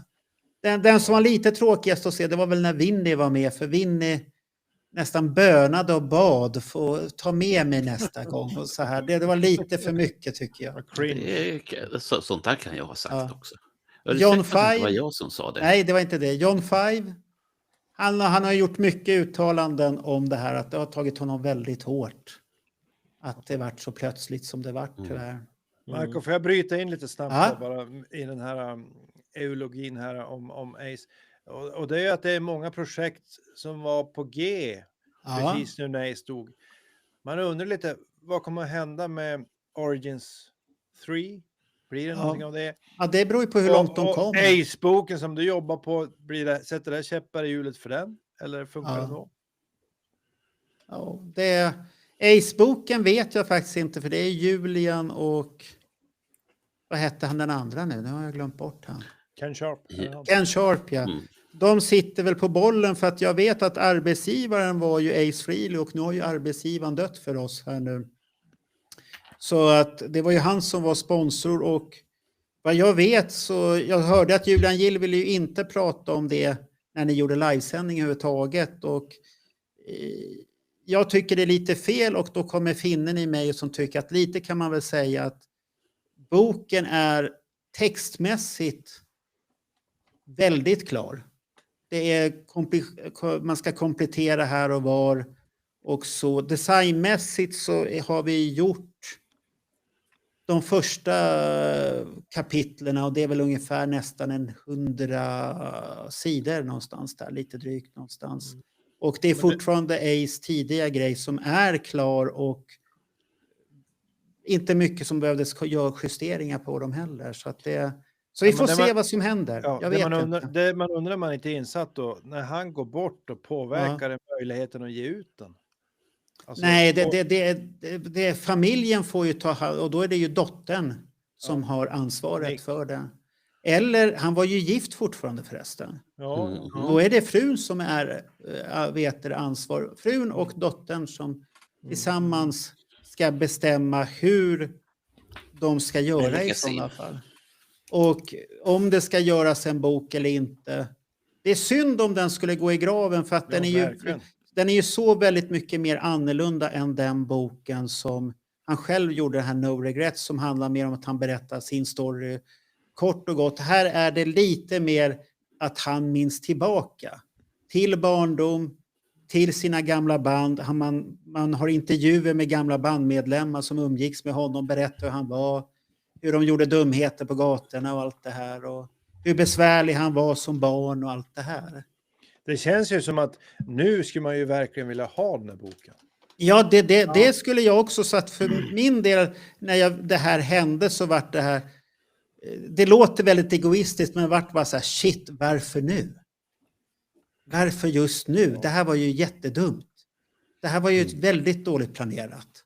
Och nu är det ju inte planerat men det bara kändes så här, nej, vad händer nu? Så att det var min känsla för att jag tyckte det här kunde ha kommit ut, han kunde ha fått positiva bedömningar, fått höra folks kärlek och vilken rolig bok du har gjort. Och sen så händer det här tyvärr. Det är lite tråkigt.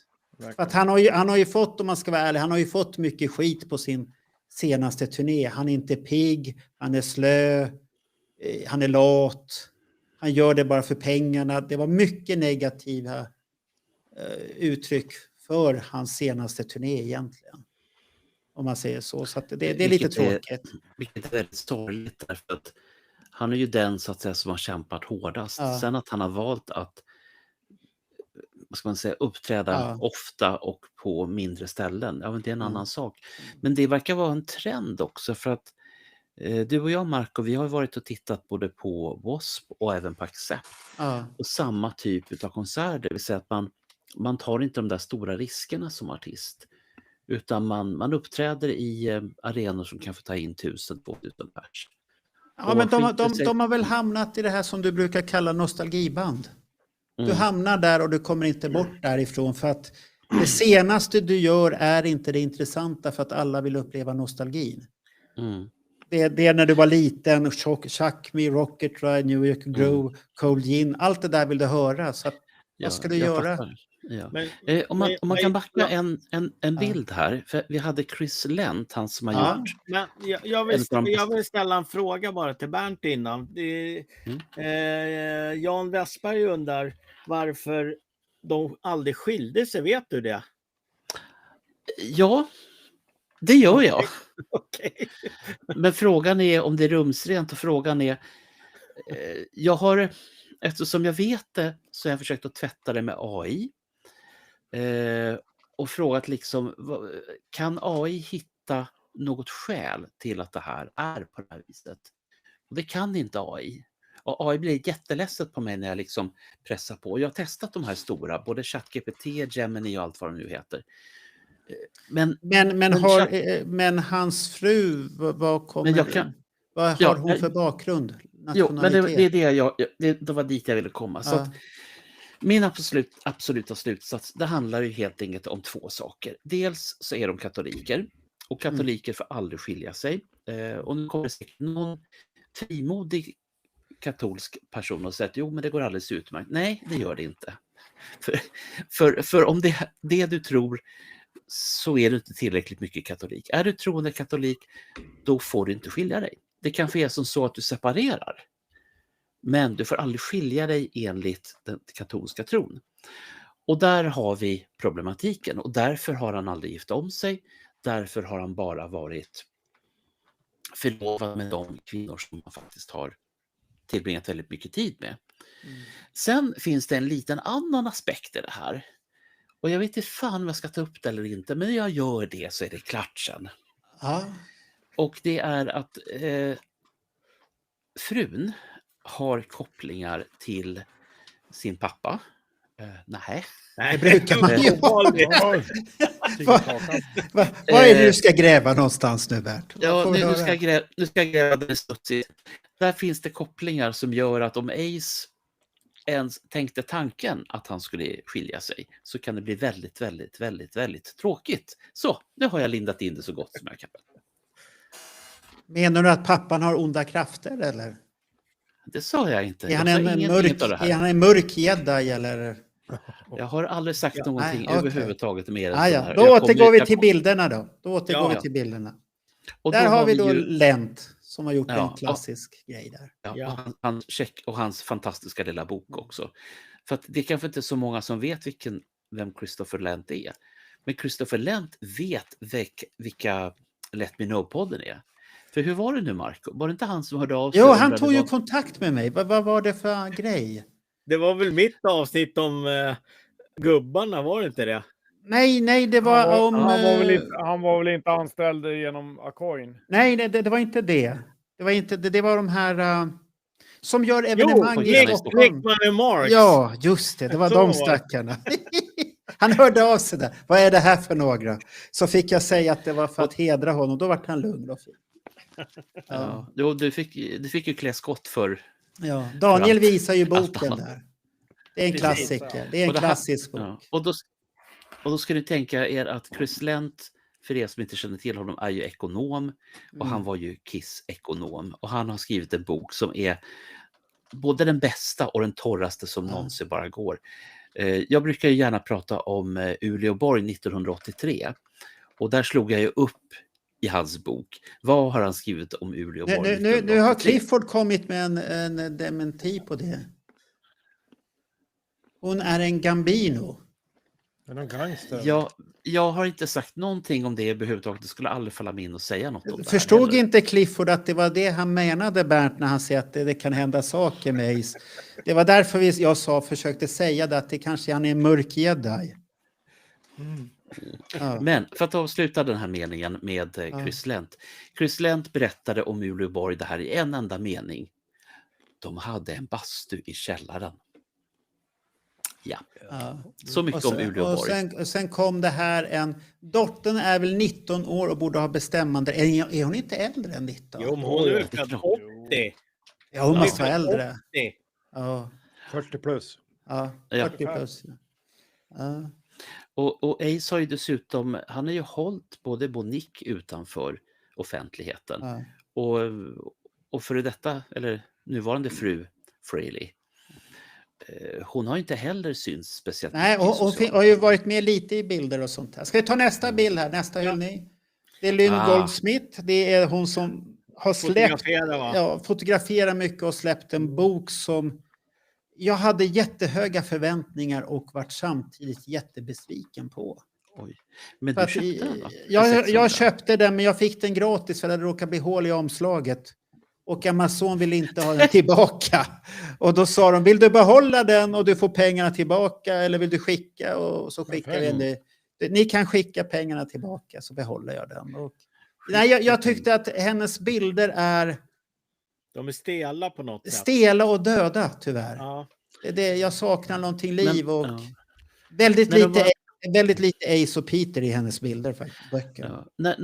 När hennes bilder var nya på 70-talet och var med i mycket av de amerikanska rocktidningarna. Jag var jättenöjd med dem då. Men det verkar som tiden har varit ond mot hennes bilder. Hej Messiah!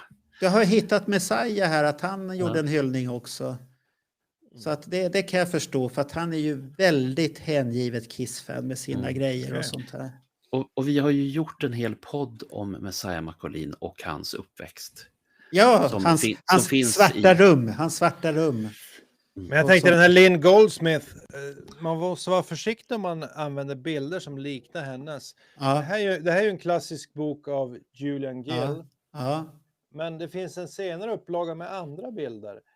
Och det beror på att, och jag tror att den här norska killen på... Nils. Ja, Nils. Han var inblandad och han var med och gjorde det här omslaget. Men då höll de på att åka dit riktigt illa, så de var tvungna att ändra omslaget för de här liknar för mycket hennes bilder. Så att var försiktig om ni gör någon variant. Det var det värsta. Jag har aldrig tänkt på henne när jag har sett de där bilderna. De här är ju hennes... Ja. En fråga innan du ställer bort den där. Jag hann inte se, är det teckningar som påminner om hennes foton? Ja. Det finns faktiskt en liknande sak i Sverige. Och det är ifrån, om jag minns rätt, sent 70-tal, tidigt 80-tal. Då en fotograf från Dagens Nyheter hade varit på Gröna Lund. Han hade fotograferat Evert Taube. Och de bilderna var så klassiska så att andra använde de bilderna och tecknade av och publicerade. Aha. Och då så tog fotografen dem till kort och då var det stämning och då var det inte roligt. Okay. Så att det där har hänt i Sverige också, fast inte med Lynn Goldsmiths bilder. Men om Nils är kvar, kan han bekräfta det som Daniel sa, att det stämde?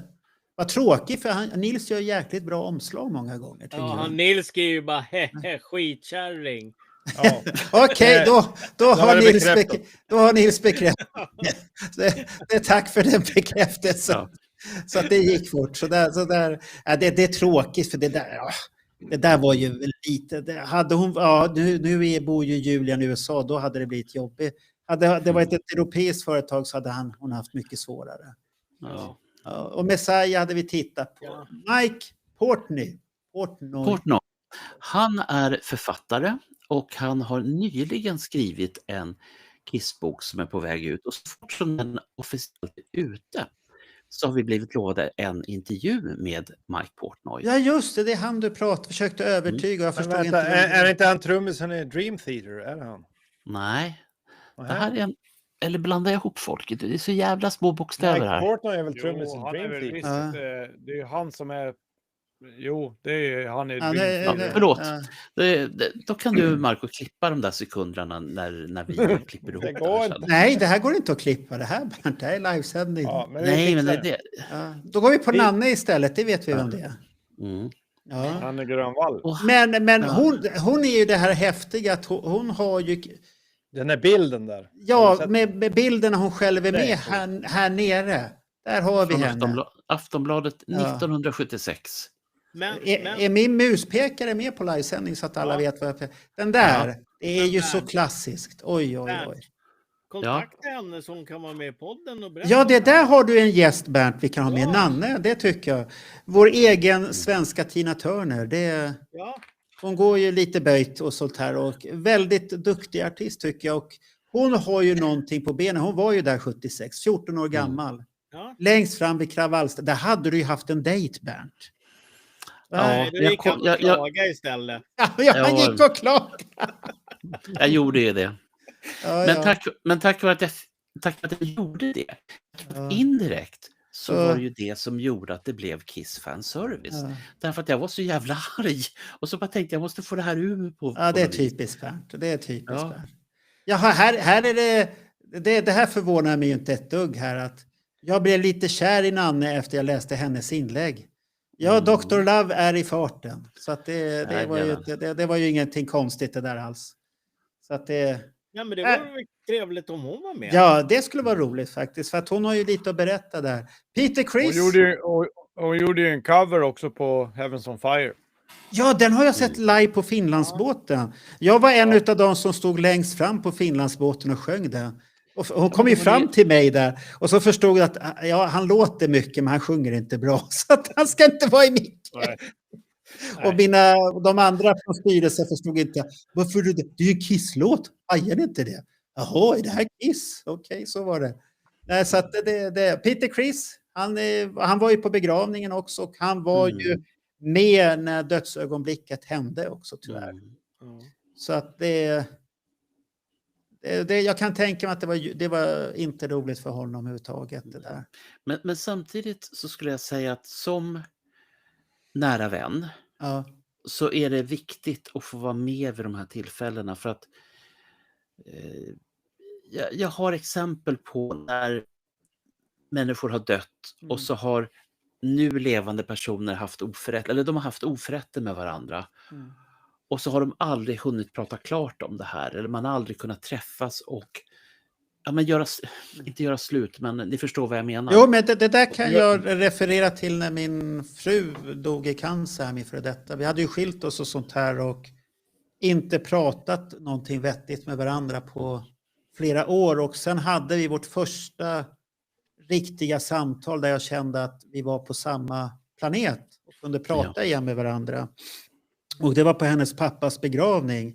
Och hon själv hade fått cancerbesked och kämpade med cancern då. Och jag hade ju tänkt att jag skulle prata med henne och sånt där. Och hade förberett att åka och besöka henne på sjukhuset när hon var där på sista vilan.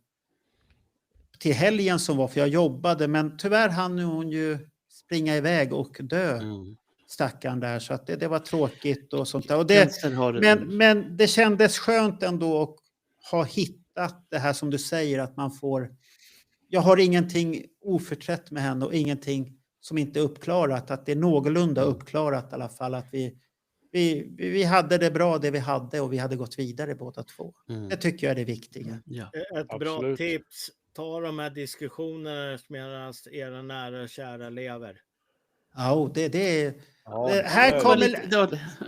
här kommer lite mer fakta från Nils här. Så där, titta. Ja, det är det här jag snackar om.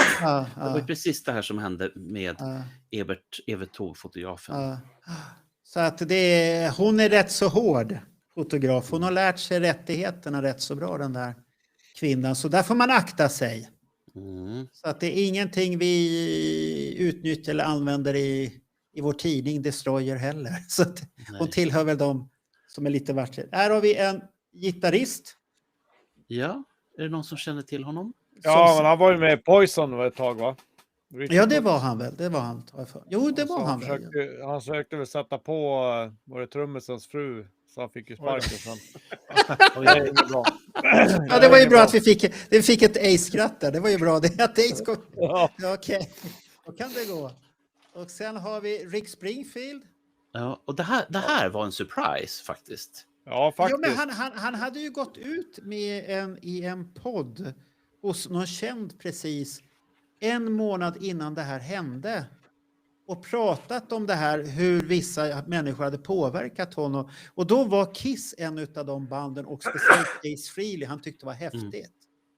Fast han var vuxen så fanns det någonting han tyckte var häftigt överhuvudtaget där. Så det är lite roligt tycker jag. Jag kan rekommendera, Rick Springfield har en fantastisk låtkatalog. Ja, han är duktig. Sen kan vi också säga att han är extremt välbevarad, den där karln. Ja, absolut. Ja, han är väl 75 eller något sånt där. Så att sen har vi Rush som har mycket minnen med bandet och så. De var ju huvudband först och sen förband sen. Och sen nu ska de ut på en turné. De har gjort en, vad ska man säga, reunion-turné. Han dog i trummisen. Men de har ju tagit in en tjej nu och så ska de ut på turné. Och det som jag tycker är festliga vid det är att hon har ju fått väldigt positivt bemötande. Ingenting negativt någonstans överhuvudtaget. Sen har vi ju Timilla och Alex Room Service som kom med ett väldigt djupt avsnitt. Det kan ha varit tungt för många och och lyssna på det här avsnittet för att det är väldigt personligt och tungt och så där. Så att det är ett fint avsnitt tycker jag ändå. På det sättet. Sen har vi här Destroy Alive.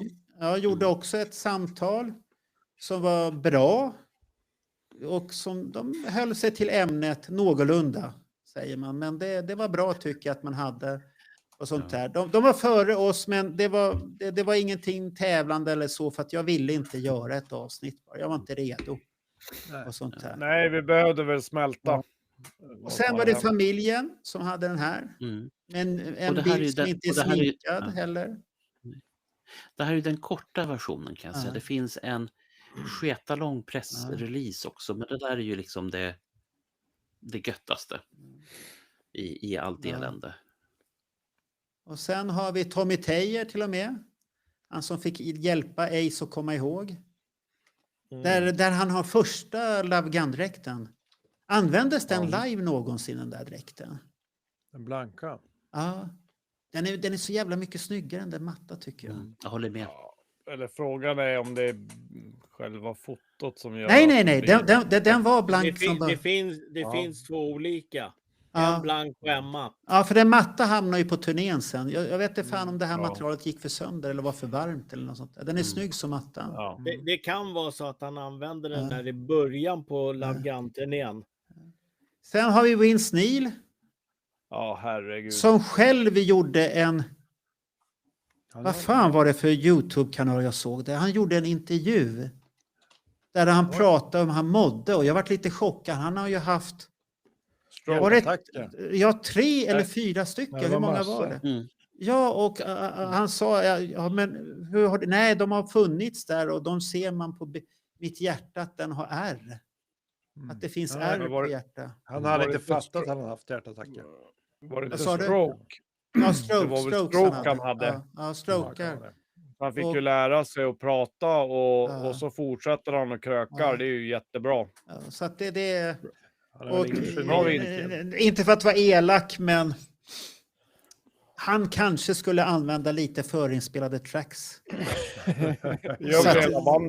Ja, det är så att vi nu kan vi ju låtarna, men det är synd om den publiken som inte kan låtarna, för det kan ju bli väldigt missmatch i texten. Och sen längst ut var ju Dana Strum. Ja, David, just det. Vinnie Vincents gamla kompis. Ja, det var ju han och Vinnie som gjorde det mesta i bandet i början där. Och sen har vi W.A.S.P. som gick ut, Blackie Lawless som har varit vän med Ace väldigt länge.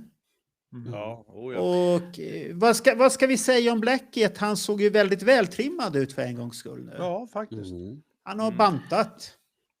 Ja, eller tränat. Det finns en intressant sak att lägga till när det gäller Blackie. Och det är på konserten i Helsingfors. Vi får se om han hade ett tal till Ace där, just det. Så att det var för att vi pratade till och med på W.A.S.P. konsert i Stockholm. Hur många dagar var det innan? 5 eller 6 dagar innan? 5 dagar innan han dog, Ace. Då fick vi veta att det var så illa att han låg i respirator. Ja, och det hade vi, Bernt och jag, hört det ryktet innan. Så att Bernt, han visste ju det, men jag sa du får inte gå ut med sånt. Tänk om det inte stämmer sen. Tyvärr gjorde det ju det, de ryktena som jag hade hört där. Så det var lite tråkigt. Ja. Och där var det ändå så i den här sammanställningen som jag gjorde. Och jag var väldigt, väldigt noga med att påpeka bakgrunden till tidslinjen den här sista månaden.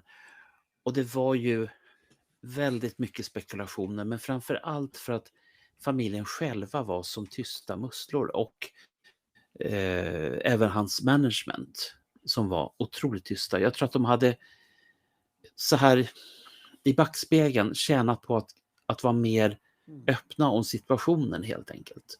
Jo, för det har vi märkt, och det har jag pratat med dig om det där, Bernt, att folk vart lite chockade när det hände och gick så fort. Och många visste det som känner personer i de här som känner Ace hade vetat om det. Så det är som Johnny och Niklas kom ju med de här utsagorna. Och jag la ju ut en bild direkt när jag fick höra att det var det här tråkiga. Att han skulle ha dött för det. Och sen kom det ut i Sydamerika, var det någon som kände, vad heter han, Ricky Det är Poison-trummor, Rick Rocket heter han så. Mm. Ja. Och där var de väldigt tidiga ute med det här att Ace hade dött. För att jag hade ett par grejer att börja och nysta i som jag bara kände att det här känns inte bra. Nej. Det här måste vi reda ut. Och tack vare att man liksom, när man börjar nysta på det här viset, och man vill ju då som, nu är jag inte journalist i yrket, men researcher kan jag nog skriva under på. Och det gör ju att den informationen som man går ut med vill man dels kunna stå för, och dels att den ska vara så autentisk som det bara går. Det duger inte att bara slänga ur sig saker och spekulera som det är väldigt lätt att göra på sociala medier. Det är så mycket jag har fått skicka till mig som jag bara har svarat tillbaka. Tack för att du skickade det här. Jättebra att du skickade så jag fick rätt på det, men det här är inte sant. Men det blir ju väldigt lätt så. Men vi har fått att det var utav Westberg här att det var 6 minuter långt tal mitt i konserten utav Blackie Lawless. Och det var väldigt länge, 6 minuter faktiskt. Så tack för det Westberg. Och Nils kom med information varför den fungerade inte med lyse på scen. Den blänkte för mycket. Han vart alldeles för mycket Starchild och då vart Paul lite så här, nej det här går inte. För jag tänkte, kan den blänka för mycket? Det går ju nästan. Jo, men den var ju väldigt blänkig på bilderna och sånt här. Så att det, så att 170, det här är otroligt fascinerande. Vi har just nu 117 samtidiga tittare på vår livepodd. Jag tror aldrig jag har varit med om något liknande. Nu är det Weezer också. Det är det sista runan vi har här. Då. Det var ju förband på reunion-turnén där det började. Jag tror de spelade på Tiger Stadium om de kommer ihåg rätt. Konstigt val utav band egentligen. Ja, Alice in Chains och Weezer. Men det var ju sådana band som var hypade då precis. Det var inte så konstigt. Men i jämförelse mot för Kiss, du såg skillnaden. Trots att det här var band som var hippa. Alltså det var ingen match. Kiss var så mycket bättre. Nej, men alltså, Kiss var så mycket bättre. Alice in Chains som var superhippa, inte en chans. Är det inte du lite väl Insyl? Ja, okej. Nej, jag håller med dig. Men en fråga bara, har inte Paul skrivit någonting? Nej, inte på de här. Det kom ingenting ut då när Bernt gjorde den här grejen. Då. Det som Paul Stanley har gjort, han har gjort en runa ihop med Gene Simmons. Som nog inte är med i den här högen med klipp. Jag kan säga att jag tror jag samlade på mig kanske 60-70 klipp utav dem som jag kände att det här finns det ett intresse av att titta lite närmare på. Men jag kan säga så här, ni som tittar nu, nästan alla ni har på ett eller annat sätt skrivit era runor och berättat vad ni har känt och tyckt och hur ni upplevt Ace genom åren. Och jag är oerhört tacksam över att ha fått läsa alla era grejer. Men där gjorde jag ett val att inte ta med dem därför att ni kanske inte ville ha det här publicerat hos oss. Det vet vi inte.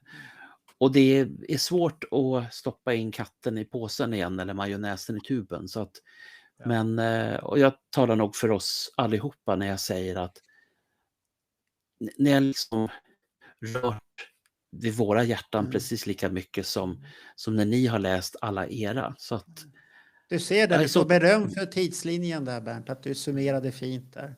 Så nu lugnar vi ner hybrisen lite här. Nu är det Ace. Jag har ett litet instick som jag skulle vilja klämma in här. Och det är det här, vad tänker ni kring media i Sverige och deras reaktion på det här som har hänt med att Ace Frehley har dött? Jag njöt ju väldigt mycket av den här kvällen som de körde på Karlavagnen. Det var länge sedan jag lyssnade på ett bra program på Karlavagnen. Men han är ju med där, den här vad ska man säga, journalisten verkar ju vara vid rodret där, jag kommer inte ihåg vad han heter riktigt. Ja, det är han som har gjort rätt så många hårdrocksdokumentärer. Ja, och han såg förmodligen till att det blev en Ace Frehley special. Jag tror det var 2-3 timmar de körde några dagar efter att han gick bort. Det tycker jag var så häftigt. Och det som jag tyckte var så häftigt med den här Karlavagnen-programmet, det går säkert att titta på eller lyssna på i efterhand. Det är väl P4 eller vad det är. Ja, jag tror det. Och då, det var ju att jag tänkte nu kommer ringa in en massa gubbar som vi. Nähä, Då ringer in någon som är liksom 19 år och säger jag upptäckte Kiss via Ace Frehley, och sen ringer in en 14-åring och säger jag börjar spela gitarr på grund av att jag har hört Ace Frehley spela gitarr. Och det tyckte jag var jättehäftigt, och det är nog det bästa programmet jag någonsin har hört på Karlavagnen. Ja, om jag får säga det du frågade om media där, så är jag positivt överraskad. Ja, faktiskt. Att det var så många som hade så mycket att säga, och det kändes som det kom från hjärtat att Ace hade betytt någonting för många.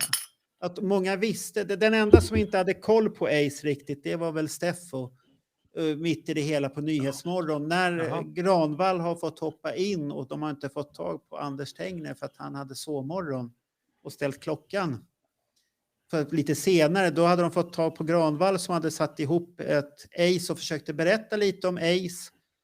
Och Steffo kommer in och bara frågar, fick han inte en elstöt?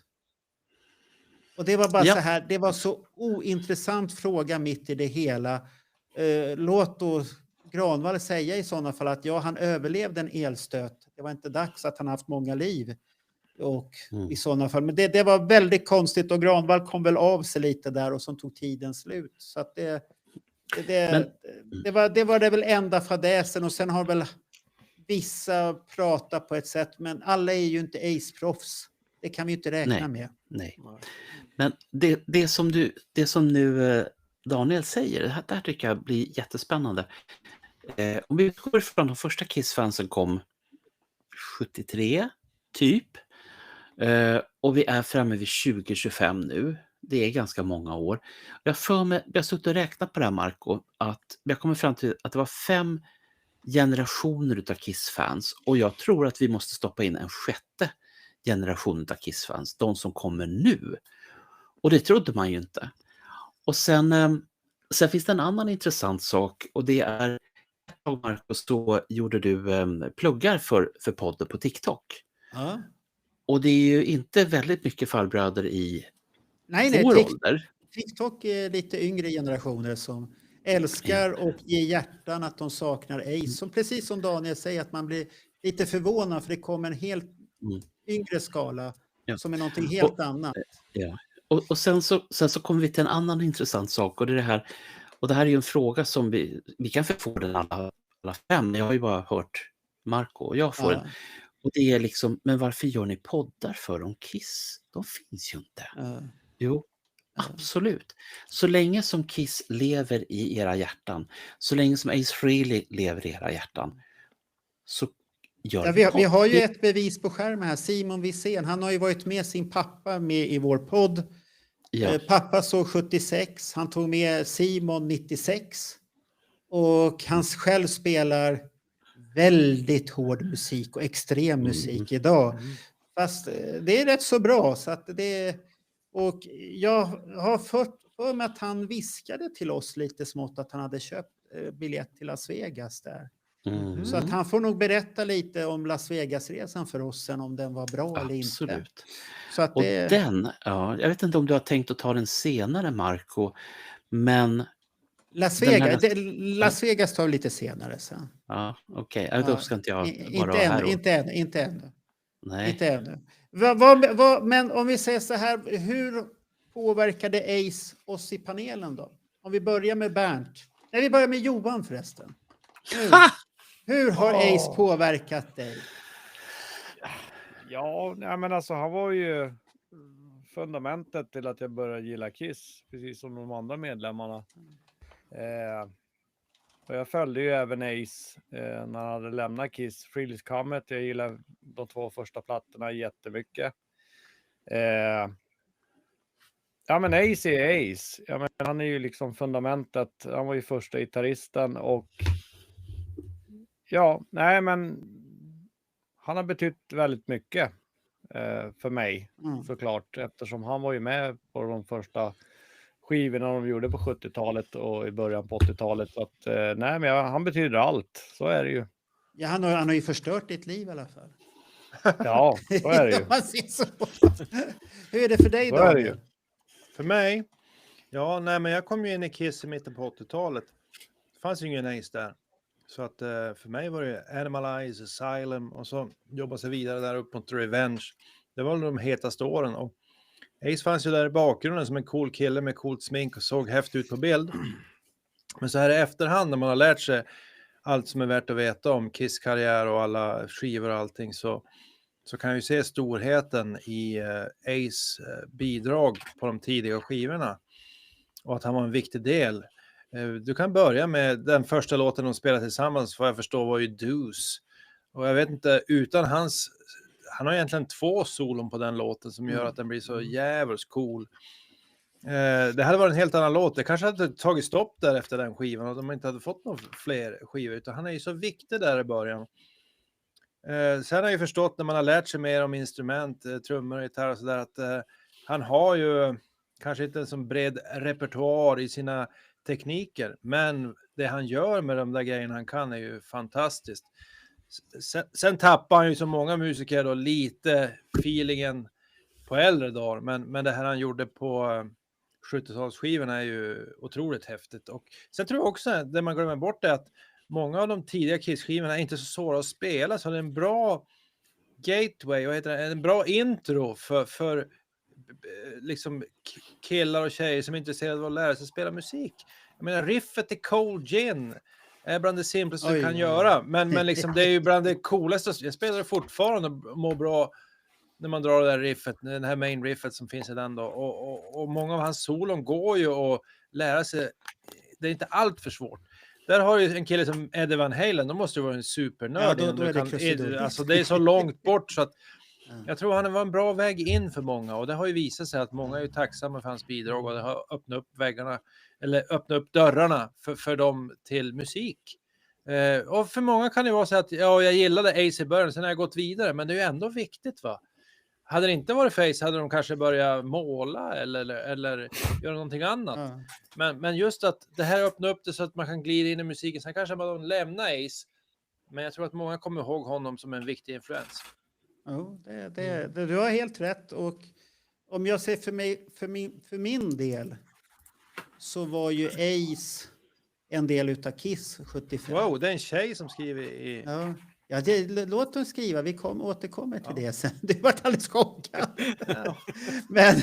men det är det här att för min del är att han var ju en del utav Kiss och för den här 9-åringen som upptäckte dem så var det ju världens bästa basist. Det var Gene Simmons. Världens bästa trummis var ju Peter Criss. Och världens bästa frontman var ju Paul Stanley. Och sen har vi då Ace. Han var ju såklart världens bästa gitarrist. Det var ju ingen snack, det var bara så. Jag försvarade dem på gården i skolan väldigt hårt att det här var ju världens bästa band. Så att han har ju betytt för mycket för mig. Både som jag är väldigt visuell så är det mycket det här visuella också. Men musiken har ju varit med för jag älskar deras första skiva jättemycket.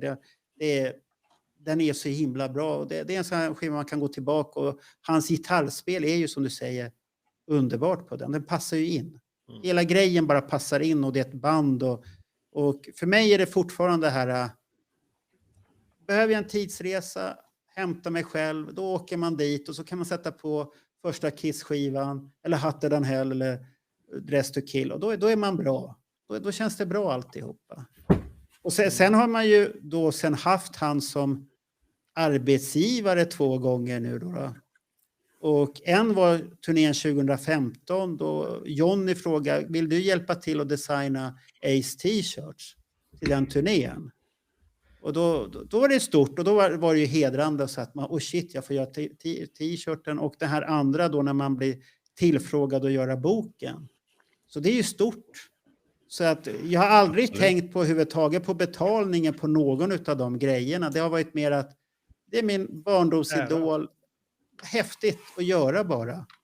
Och göra den grejen. Så för mig har det betytt mycket. Så det är lite tråkigt när det händer så här att det är klart. Det bara går bort.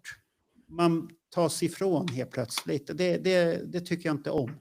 Jag har aldrig tyckt om det där. Att man blir borttagen helt plötsligt bara. Sen måste jag säga att det är ju lite ironiskt att han dör av att falla. Eller, ja, han är ju känd för sin dåliga balans. Och vad vi kan förstå av de rapporter vi har fått så har han fallit 2 gånger. Ja. Och det är det som har gjort att han dör. Så om det vore Ace själv skulle han ju på något sätt skratta åt det här himlen. Fan, jag föll och dog. Ja, det är lite märkligt att det blev så. Det är en som tackar för kvällen. Vi tackar också. Tack, Hoppas du är kvar ändå. Sen var det Jan som frågade vilka t-shirts det var. Det var de som var på 2015-turnén. Men inte den här. Inte flipperspelet. Vad körde du för motiv då? Det var från Space Invader. Jag skulle få ihop det där. Och det här var ju innan tiden AI fanns. Körde du bara omslaget på? Eller vad jag fick köra omslaget och sen bygga ut och sen hitta på någonting helt annorlunda på ryggen. Men var det inte en konsert? Var det inte att han stod med en gitarr på magen? Och sen var det turnédatumen på ryggen. Jo, det var lite olika. En är den här Darth Vader eller Stormtrooper-ringen han har så här. Han står och boxar och så är det eld runt honom här. Ja, men just det tyckte han var coolt. Ja, cool. Och så skrattade han säkert. Jag kan ju visa en sak här. Mitt roligaste möte med den mannen. Det har jag nog sagt förut också, men jag tycker den är så underbar. För att jag har ju plåtat den här gubben några gånger. Jag hade rätt så mycket bilder, jag varit förvånad. Så jag kommer nog lägga upp dem så småningom. Nu måste jag bara hitta tillbaka till podden här. Vänta, ska vi se. Där. Vad har vi? Cher. Det här är svårt det här. Det är tufft det här. Nu ska vi se här. Den där bilden. Den har ni ju sett. Ja, det är ju den. Det är en klassisk bild som jag har tagit. Det där är originalet. Ser ni skillnaden på det? Nej, men gå tillbaka. Jaha, du ser rök. Ja, du plockar fram det i efterarbetet som jag har gjort. Men det som man ska tänka på här, det här är ingen professionell kamera jag har tagit den med. Det här tog jag med min Sony-mobil. Jag hade en Sony-mobil som var känd för sin kamera. Den är tagen med den i Oslo. Otroligt bra konsert och det var på Rockefeller. Och alla säger att Oslo är dyrt, men jag måste säga att det var det inte. För det var en väldigt billig kväll, för jag varit bjuden på ett antal öl där utav norrmän som vi kom från Kiss of Sweden. Så det var en billig kväll. Och sen är det här en bild från Grönan jag har tagit. Den är tagen med en riktig kamera däremot. Så när han spelade, det var sista gången han var på Grönan där. Och sen är det här 2018. Och det här är den här bilden där Ace tycker att det var väldigt roligt. För jag hade ju en gay-t-shirt på mig. För det tyckte han. Det var lila och så var det lila där. Och så pekade han på Paul Gay. Och så kom skrattet. Och så tyckte han att det var jätteroligt. Och sen var den här bilden också. Som är tagen med min andra t-shirt där. Och man fick, det var två dagar och vi hade paketet att få en bild båda dagarna då. Så det var riktigt häftigt. Och väldigt roligt också. Han var väldigt tillmötesgående på de träffarna. Och det var med Johan Kalén, Johnny Fredriksson. Och sen var det med, vad heter han, vår Kiruna-man? Johan Flygare. Johan Flygare, ja. Han hade ju köpt lyxpaketet. Hade han köpt. Så att det innebär att han fick ju paket med en bild med alla gitarrister. Jo, men det var nog alla gitarristerna som fanns där som han fick paket. Men Rogers minnen då? Ja, men det var ju som jag sa, jag var inte fast i honom förrän på men har du något du vill minnas av honom då? Jo, men det var ju alltså med Live 2-uppslaget, det var ju där jag fattade att det var ett helt band och inte bara individer. Och ja, det var lite så faktiskt. Att jag började uppskatta det här, men liksom musiken har ju alltid tilltalat mig i de här första plattorna. Just det här stappliga, men det blir så rått på något sätt ändå. Alltså det är enkelt, fast ändå inte enkelt. Nej. Han får det att framstå som att det är skitenkelt det han gör, fast det är inte så jävla enkelt det han gör.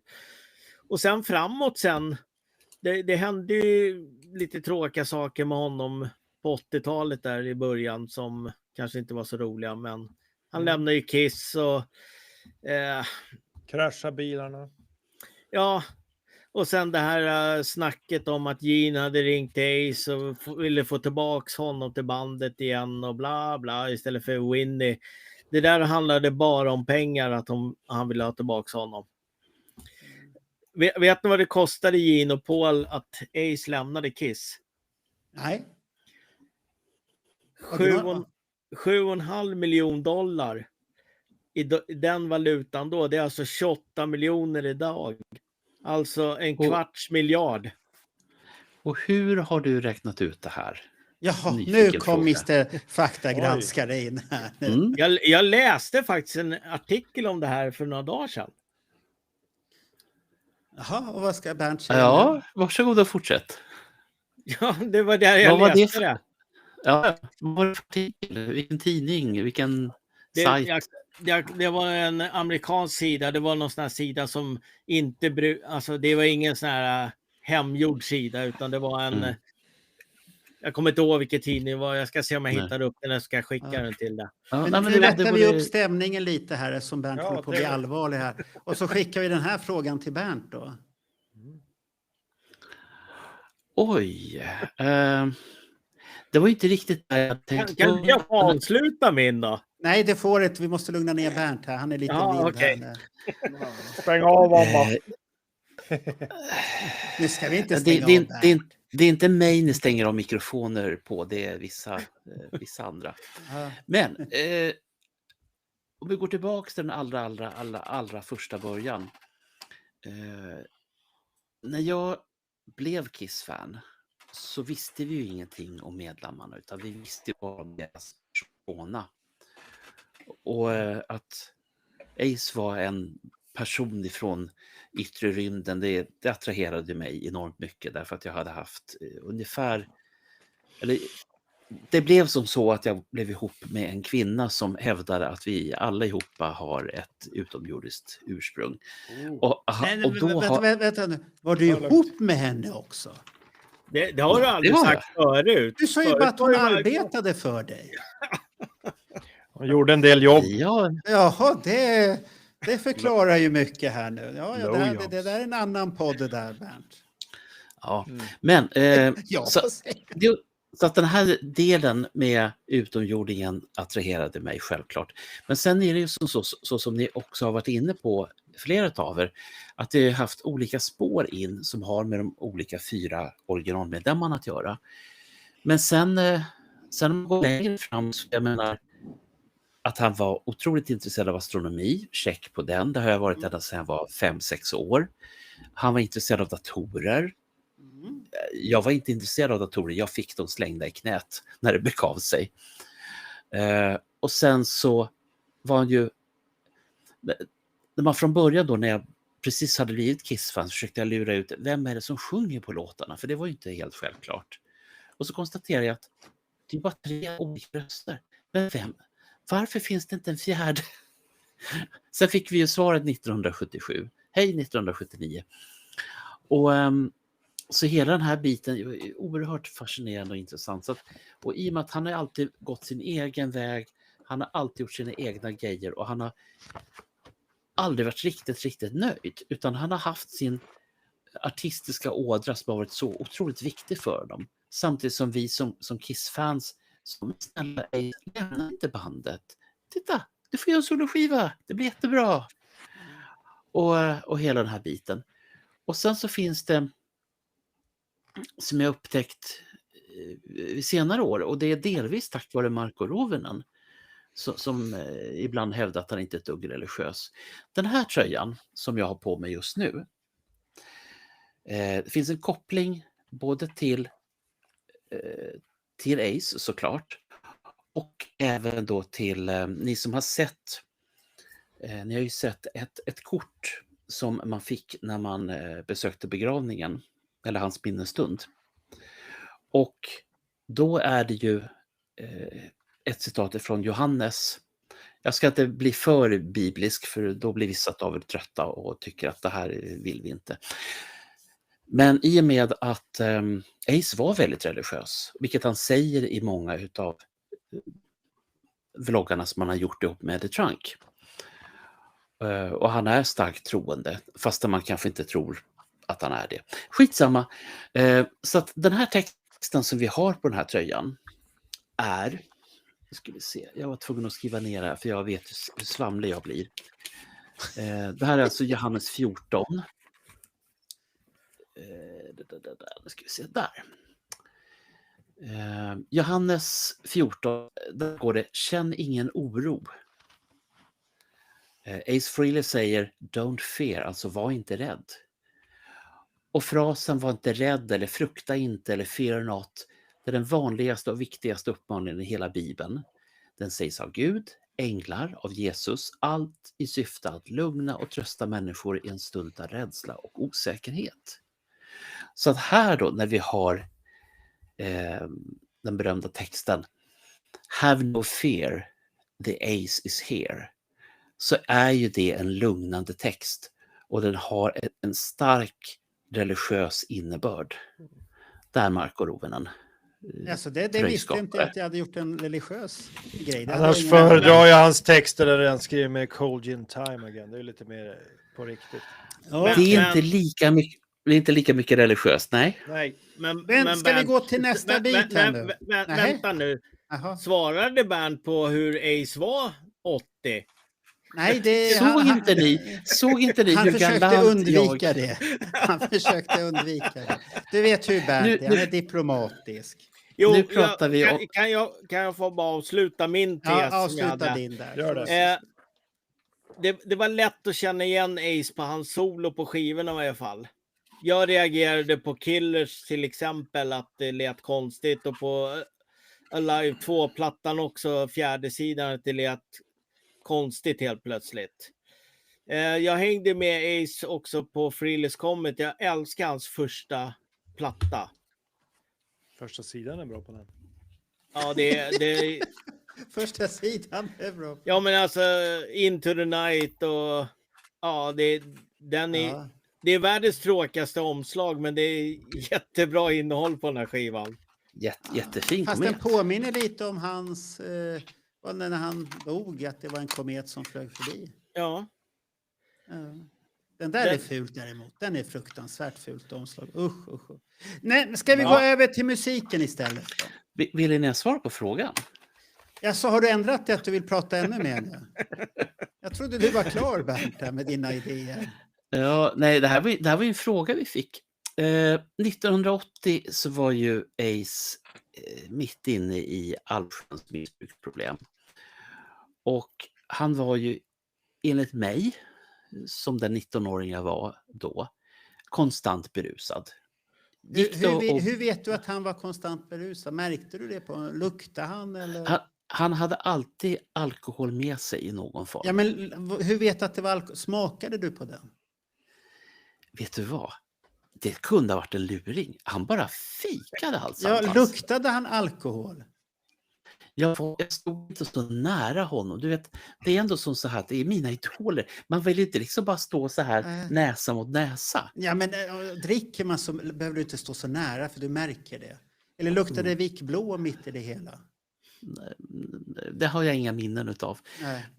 Men det som fortfarande är fascinerande då med honom i det här druckna tillståndet är ju att vi har pratat så många gånger om honom och vi måste ha med honom snart. Och den Heikki Harju intervjuar Ace Frehley och som har liksom fått den bästa frågan någonsin, som jag tycker. Men nu är du på väg du är en politiker, Bernt, nu. Nej. Svara på frågan. Nu är jag på så här på politik. Svara på frågan. Var han det eller inte som han ställde där nu? Japp, det var han. Okay. Men hur visste du att han var det? Därför att han betedde sig på ett sätt som man gör när man är berusad, riktigt berusad. Okej, då så. Men det finns inga män. Nu är du precis som många, min före detta fru var, män. Ja, det här är väldigt viktigt. Jaha. Även på presskonferensen i Oslo så kom han med riktigt skarpa svar på frågor som ställdes. Precis som när Heikki Harju frågade, jag vill slippa militärtjänsten, har du något tips? Det vet jag. Och han får svar. Och det är ju den här grejen som jag tycker så jävla mycket om Ace Frehley. Han bjöd på sig själv oavsett i vilket skick han var i. Så bjöd han alltid på sig själv. Och det fanns alltid ett svar som, ja, hur är det med den här skivan? Ja, det kommer bli den hårdaste någonsin. Ni kommer få se. Den kommer vara så hård. Så hård! Men får jag ställa en följdfråga? Är det någon som har upplevt någon gång på någon konsert som man har lyssnat på där att han ballar ur helt alltså? Nej. Alltså under Kiss-tiden nu alltså. Om man Ja, hade... det kan väl finnas videosar från... Ja, men under konserten... Han ballar inte ur, men man ser ju att han är ju inte riktigt klar i ögonen om man säger så. Nej, Ja, men jag menar spel. Men du Roger, jag förstår du menar spel. att han inte klarar av att spela på ett bra sätt. Ja.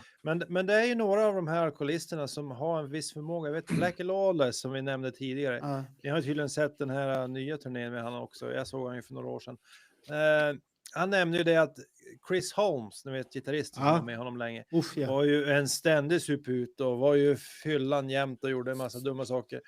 Han kunde vara aspackad, kliva upp på scen, missa inte en enda not. Det är ju helt fascinerande. Ja, du vet ju själv om du har prövat spela när du är lite påverkad. Jag kan inte. Ja, nej. Men de har känslan. Men de har ju på något sätt, det liksom sitter så hårt så att han kunde gå ut och vara aspackad. Missa inte en not, Chris Holmes. Och Ace Frehley var ju rätt bra på det där också.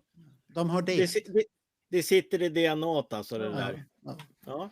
Okej. Att det är inte mycket att göra åt det. Nu går vi till musikaliska hyllningen. Vilken låt kommer ni minnas med Ace? Nu vet jag ju tyvärr Daniels svar här redan. Så att jag lyssnar på Kiss FAQ. Så att om du inte har ändrat dig sedan dess, vilken låt kommer du komma ihåg med honom? Med Ace? Ja. Nej, men om vi tänker Kiss så är det ju, har ju jättemånga bra. Cold Gin är den första jag tänker på. Ja. Sen har du ju kanske en del lite mer deeper cuts som Strange Ways gillar jag jättemycket. Ja, den är häftig. Sjunger den. Oj. Sen har du även, jag gillar faktiskt Getaway på den här Dress to Kill-boxen, tycker jag är rätt häftig också. Sen blir det ju tunnare och tunnare. Jag är inte så förtjust i de här som kom ut när han fick mer utrymme på Dynasty och Unmasked. Möjligtvis Hard Times tycker jag är en ganska cool låt. Om vi kollar på solokarriären så finns det ju en del juveler där också. Och då är det ju Rock Soldier som är min absoluta favorit. Och det är ju en skam att inte det var första singeln på den skivan. Den är ju jättebra. Sen klämde han ur sig en del bra på slutet också. Den här som man bara gav ut förra året var ju helt okej, den skivan. Jag tycker den första singeln, 10,000 volts, är helt okej. Ja, den är helt okej. Ja, och sen också när han gjorde comeback då 2009 med Anomaly så tyckte jag om den här Outer Space som kom. Det var en lite tyngre, mörkare version av Ace. Så att, nej, det finns mycket att komma ihåg. Rocket Ride glömde jag också, den är ju jättecool. Oj. Riffet är den. Ja, Oj. så det finns ju jättemycket bra. Det finns mycket fint där. Jag trodde du missade en nu, Parasite. Ja, nej, det är den jag gillar bäst av alla. Ja, det var ju det jag tänkte på. Ja, den glömde jag. Nej, det är ju den bästa. Ja, nej, men det är bra, tack Marco. Nej, det är min absoluta favorit när jag tänker efter. Ja, du var ju så passionerad på Kiss FAQ. För den är ju så riff-orienterad den låten. Du har så många coola riff i den. Och särskilt om man har lärt sig spela gitarr. Det är ju en av de första låtarna som låter riktigt cool. Ja, de är ju hårda. Hårda som det är som en heavy metal-låt 74. Det är det hårdaste Kiss har hamnat. Nej, så det är ju number one förstås. Och jag håller med dig, Cold Gin är otroligt bra. Strange Ways älskar jag för sitt flummiga sätt. Otroligt bra solo i den också. Och sen har du ju då Parasite. Oj. Det är en av de låtar som höjer den skivan definitivt på den plattan. Sen har de låtarna vuxit med tiden tycker jag. Sen tack vare Unplugged-skivan gjorde att jag hittade tillbaka till den skivan. Vad har vi på nyare tider? Tyvärr så är Chuck med. Det är inte min Jag tyckte den var roligt att Ace sjöng den, men det har aldrig varit någon favorit för min del. New York Groove, lite tjatig, men den passar honom på ett sätt tycker jag också.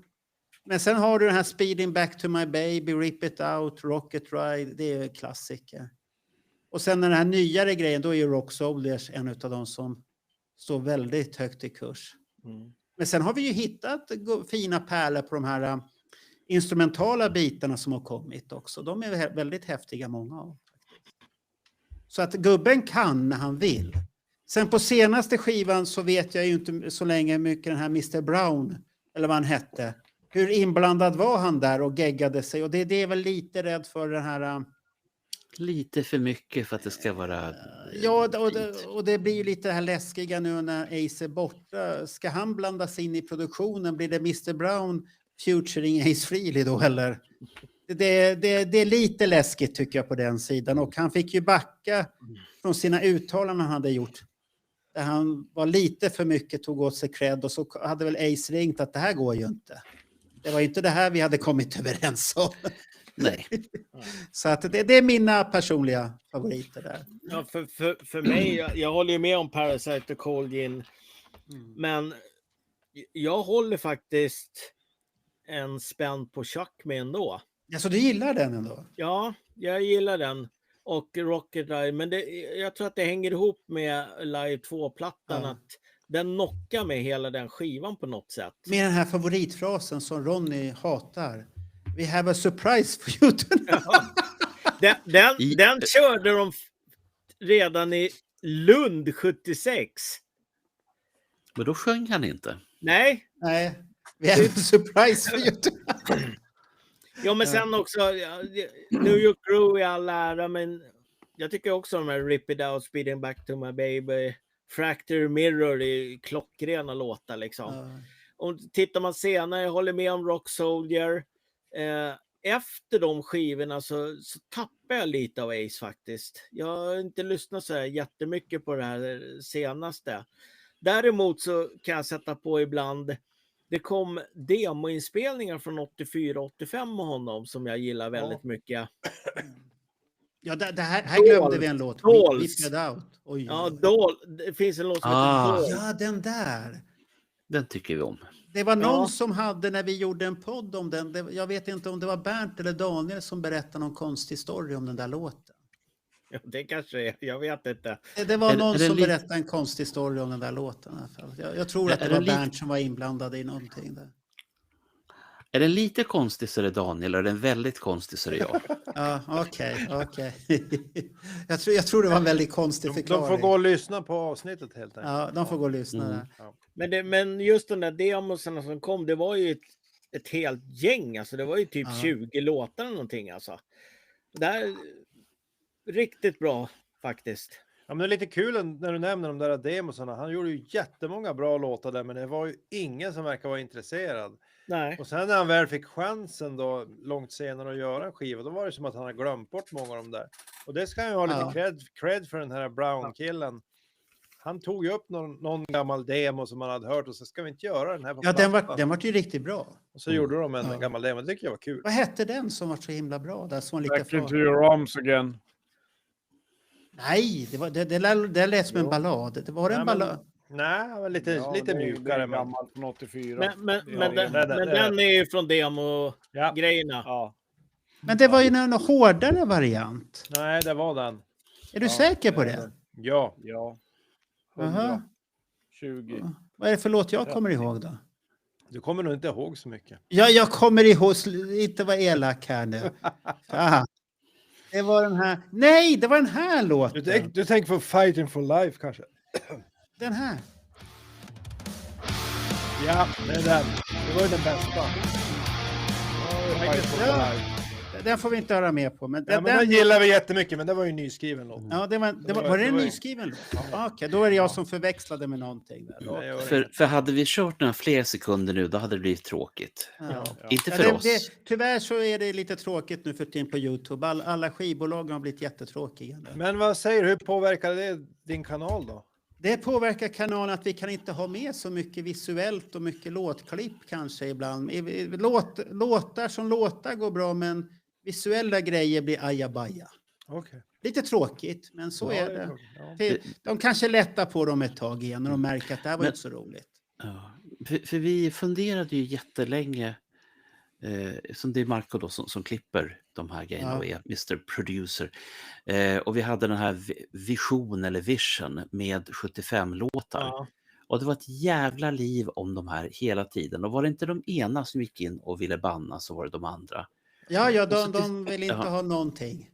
Nej. Men ändå finns det ju andra som har det där, så jag vet inte varför de var på oss där. Det finns två saker som är jätteintressanta med det här.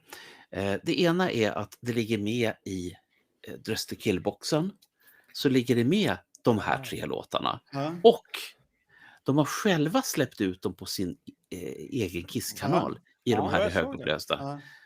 Och då undrar jag så här. Tyvärr sämre gjorda än vad de är gjorda utan den här... Necroman. Han har gjort ett bättre jobb. Var det här ett sätt bara för att Dress to Kill-boxen skulle komma att de ville döda det här innan?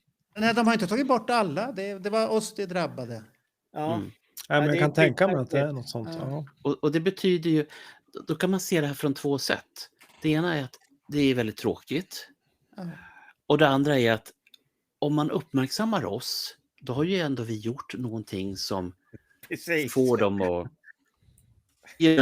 reagera. Vet ni allihopa, vi har glömt bort en låt helt och hållet som... Nej, det har vi inte gjort. Nej, jag nämnde faktiskt den. Den där låten, New York Groove, jag kom på, jag nämnde den. Jag nämnde den också. Ja, du nämnde den också. Jag har inte fått prata om låtarna. Nej, men säg låtarna. Nu hoppa till låtarna nu.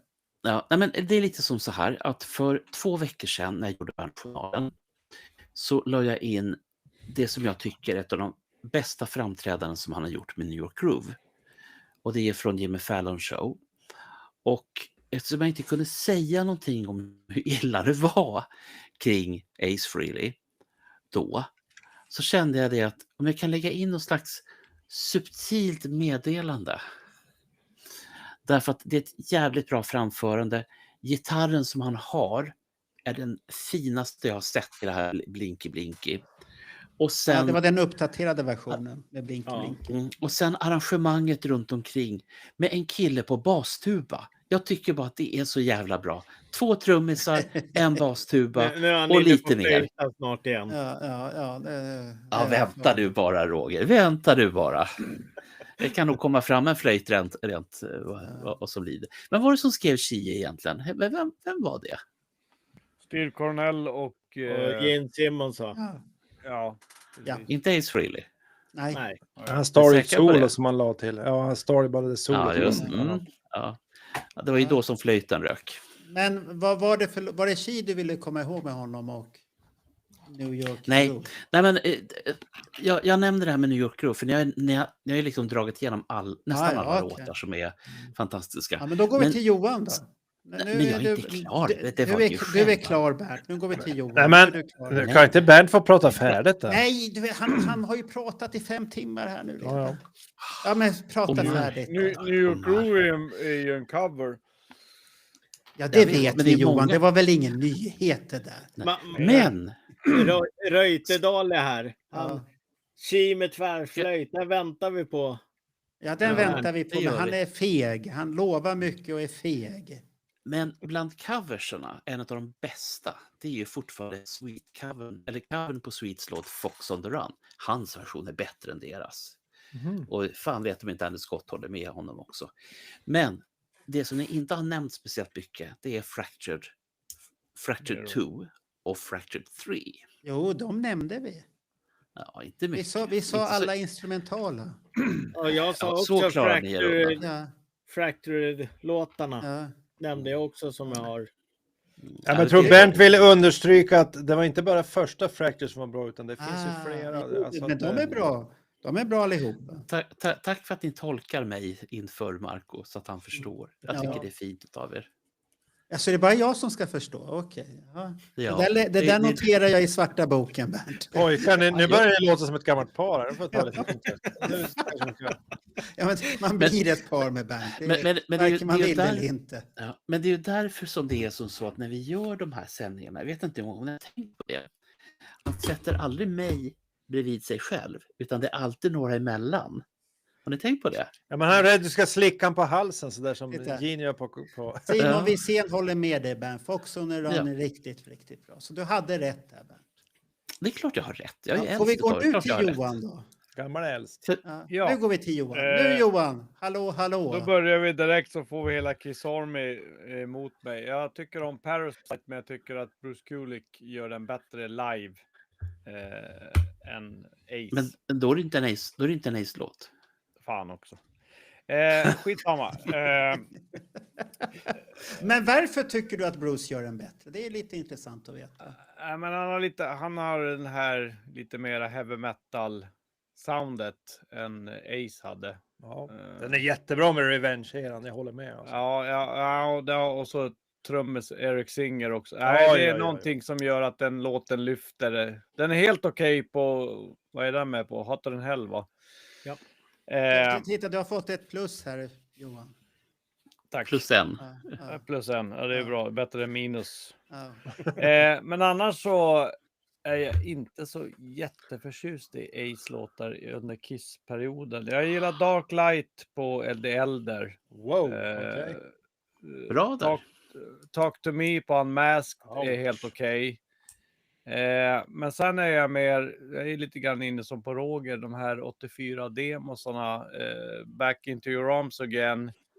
Inte den som kom på den här skivan, utan originaldemon tycker jag. Jag tycker den är lite släpig på den här skivan. Är det för mycket Mr. Brown med där då? Ja, det är lite för... Lite Ja, men det är alla de här Dolls, audio-video, We Got Your Rock, alla de här demosarna är ju klockrena alltså. Ja, jag håller med. Så sitter ni och gaddar ihop er här nu på något sätt? Nej, det gör vi inte. Men jag tycker förlåt att jag öppnar den dörren då. Ja, det är ingen den dörren igen för fan. Men jag vill bara fråga en sak här nu innan du fortsätter att berätta. Varför har du svårt för Ace 70-tal? Han är för lite. Jag tycker inte att de är tillräckligt bra om man jämför med Paul och Jeans låtar. Oj. Nej, men det här är intressant. Ja, jag tycker också det. Ja, han gillar ju sen Hard Times och... Säg inte att du gillar Torpedo Girl bara. Nej, fy fan, det är den sämsta låten någonsin. Förlåt. Torpedo Girl ska vi inte underskatta. Det är riktigt bra kultur. Den är annorlunda, det får vi ge den. Nej, men jag har väl alltid sett som Ace som lead guitarist i Kiss, men kanske inte som stark sångare eller... Nej, det är ju inte. Nej, sånginsatsen är inte alltid den bästa. Nej, jag vet inte. Jag tycker inte han... presentera första Frehley's Comet-skivan. Jag gillar soloalbumet från 78. Den är klockren. Och sen Frehley's Comet, första plattan de gjorde 87, är bra också. Men nej, jag tyckte... Doktorn har skickat ett meddelande till dig, Johan. Jaha. Ja. Så nu lyssnar du på det där. Ja, så är det. Absolut. Nej, du får ju tycka precis vad du vill. Ja, nej, men alltså jag såg väl mera Ace som lead guitarist i Kiss. Kanske inte som någon stark låtskrivare eller sångare, utan jag tyckte han växte på soloplattan absolut, och hade väl ett par bra låtar på Unmask och Dark Light på The Elder. Men i övrigt så nej. Men går inte du igång på Cold Gin då? Nej, jag gör inte. Det är så jävla trött på den här låten. Den har ju varit med för fan på varenda turné. Ja, men det är ju därför att den är bra. Det ska ju vara det. Det är en bra låt. Nej, den är inte det. Det är därför du får du som straffar. Då ska inte du och jag stå bredvid varandra på en konsert då? Nej, det ska vi Johan. inte. Cold Gin. Ja. Tycker du om Hide Your Heart han gjorde då? på soloskivan. Ja, men Chug Walker. hans version utav Hide Your Heart är bättre än Paul och Jeans tycker jag. Aldrig. Jo, Aldrig. usch. Jag kommer hålla Hot in the Shade. Ja, det är ju fascinerande. Och så säger jag så här, Paul och Kiss-videon på Hide Your Heart. Usch, suger. Alltså, Johan Bättre gillar med Hot in the Ace. Shade. Alltså, Ja. Johan, tycker du Hot in the Shade är starkare än Asylum och Animalize? Nej, det gör Nej, han det inte. är Vänta. den inte, men Nej, den men är bra. tack. Men den är bra. Han har ju lite sunda vätskor i sig. Jag ska bara kolla. Ja. Jag var tvungen att tänkte så kicka här. honom här. Jag snor ordet ifrån Johan lite grann medan han funderar. Så tänkte jag att Ja. jag skickar ut en fråga till er som tittar och lyssnar live nu. Söndagstelefonsvararen var ju ett litet fenomen som fanns i slutet på 70 och början på 80-talet. Det fanns en signaturmelodi till söndagstelefonsvararen. Är det någon som i chatten kan möjligtvis skriva ner vilken låt det var? Oj. Så, varsågod Johan. Ja, Johan var klar. Jag tror jag vet Nej. vad det är för låt. Det är Nej, någon du var ju inte som klar. skriver att Ace gör bättre hide... Nej, men kom igen. Måste Nej, ju men påstå att Paul Stanley är en bättre sångare än vad Ace är. Skärp er. 89. Det här är- Paul. Titta, Sitt esse. här. Nej, nu är det så här att Simon Wirsén, han är en väldigt smart man. Du ser ju vad han har skrivit här. Hide Your Heart med Ace är mycket bättre, ruffigare, inte mjäkig och mjuk som Paul Stanleys version är. Fruktansvärt att Gene Simmons känner sig obekväm när han spelar bas. Han vet Ja, inte men vad han ska vi vill- göra för han tänker, vad gör du Paul? Det här är inte bra. Tacka vet jag Ace Frehley. Vi vill ha Paul Och sen kan jag säga på en bonus, Bonnie Tyler till och med gör bättre än Paul Stanley. Nej, nu får du Hur kan- kamma till Fast det här är- Nu får du kamma till det. Fast det här är, det här Men är ett jag minnesbild. gillar inte, vad heter det amerikanska bandet som hade gjort den också? Molly Hatcher. Molly, den var inte rolig, den var tråkig. Och Robin Beck gjorde den ju också. Ja, just det, hon Ja. gjorde ju den Men- med, ja, just det. Kära ungdomar. Men Bonnie Kära Tyler's ungdomar. version är bra och Ace Frehley's är bäst. Punkt slut. Glöm inte bort att det här är ett minnesstund för Ace Frehley. Ja, men det är därför jag säger att hans version är bäst. Ja, så kan man Ja, ju se ja, det. så kan man se det. Så ser jag det. Ni som kan läsa i chatten, får ni något... Och är så det någon som kommer skriver- Clifford här. Han är ju en husgud i Katrineholm. Ja. Ace gjorde allt bättre. Han har fel. Men Hur hittar kan du någon säga som- om sån Clifford? En av grunderna till Kissing Time. Han vet ju precis vad han pratar om. Johan, han säger ju nej men vad i helvete Marco. Det är kanske han som har rätt. Ja. Ni som kan läsa i chatten här nu, får vi något svar på frågan vad det var för Nej. låt som var signatur till Vi ska söndagstelefonsvararen? se här. Nej, inget. Ingen har svarat ännu. Jag är lite besviken. Jag har för mig att låten börjar på O. Oa hela natten. Är det Nej, Ozon inte du tänker på? Ozon? Nej. Det hette ju tidningen ju, Zone. som han är så stolt över och fick Ja, berätta. och Roger, du vet Ja. vad Oa hela natten hette från början innan de var tvungna att ändra den? Nej. Det var Ona hela natten. Ona. Det kan ni gå och slå upp ett läx. Är det ett Ona, annat, ja. är det ett annat En ord förkortning av ett annat ord tror jag. istället för olla det- hela natten då eller? Jag går inte in på det för Nej, folk säger att jag bara okej. pratar snusk och ni Ja. pratar mer snusk än Ja, vad du jag är gör. alltid som väcker det Det där. gör vi Men inte. ska vi stänga musikaliska hyllan och gå ner på nästa fråga?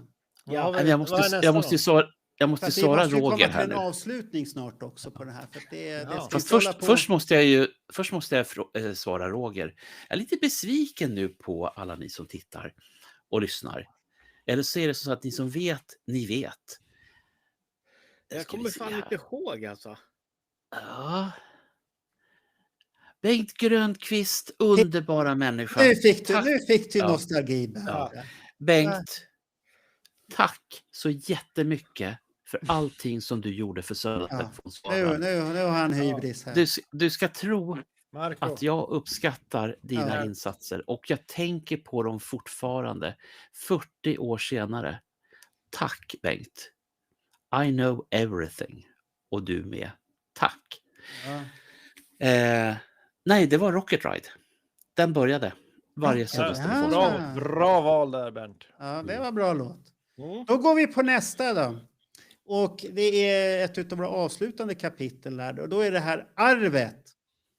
Vilket arv hade Ace Frehley gett oss efter han har slutat i Kiss och hans solokarriär? Vad är det för arv han har gett oss här nu? Pratar vi nu Post-Kiss, ja. Okay. Hans solokarriär. Efter Kiss och så kommer det hans nästa kapitel, solokarriären där då. För mig är det första albumet som Roger var inne på. Ja. Den är väldigt viktig. Men sen upptäckte jag den här... var det Trouble Walking? När han hittade till sig själv tillsammans med hans parkamrat när det gäller droger, tyvärr. Vad hette han nu igen? Richie Scarlett. Ja, Scarlett. Ja. Emperor of Drugs, eller vad ska vi kalla honom? Ja, då blir det stämda. Emperor i alla fall. Ja. Emperor of Drugs, eller vad sånt där. Tyvärr, han tog ju Ace i dåliga vanor, eller de tillsammans gjorde det. Men han fick ju samtidigt Ace att lyfta tillbaka, för att han var ju tilltänkt att vara med i Frehley's Comet från början. Men sen tog de in den här andra talangen. Ja, men det är Richie Scarlett som spelar på de här demo. Ja, han är med på demosarna, ja. Och den här andra begåvningen, så vad hette han? Han heter inte Howard. Du menar? Todd Howard. Ja, jag hållde på att säga Howard Jones, men det var ju inte Howard Jones som var med. Ja, typ samma. Todd Howard har aldrig riktigt... Han är ju bra på det han gör själv, men inte med Ace, tycker jag. Det tycker jag inte. Nej, men problemet var att vi alla ville ha Ace på sång, tror jag, på de här skivorna. Då är det svårt att komma in som en Bernt Underliner där speciellt. Han var besviken på den låten där. Men om jag säger Trouble Walking var ju bra. Sen får jag säga att vi har ju lyssnat på en skiva här nu som vi valde att vi skulle lyssna på. Den är väl inte så tokig. Jag säger inte vilken skiva det var här nu som vi ska gå igenom. Och sen den sista skivan. Jag hade inga förväntningar, men den var inte så jäkla dålig. Nu blir det ju hans sista skiva. 10,000 volts. Och han var ju själv stolt över den. Nej, det ska vi vet. Han var stolt över det. Men det finns ju det här... Men att det sista skivan vet vi ju inte. Origins 3 finns ju också. Men... Studio, alltså egna inspelade låtar, så är det i sista. Ja. Han hade 2 plattor som var på gång enligt då de intervjuer som han har gjort ihop med Eddie Trunk. Ett vanligt studioalbum och sen den här Origins 3. Så att... de där coverplattorna, de är väl roliga, men det är lite väl mycket, tycker jag. Jo, men det är inte... Som jag sa, det är 2 skivor vi snackar om. Dels Origins 3. Och sen så pratar vi om ett vanligt studioalbum. Ja, men hur mycket hade han att göra på det? Det kanske var bara mycket prat hittills. Ja. Det känns som den stod i... Ja.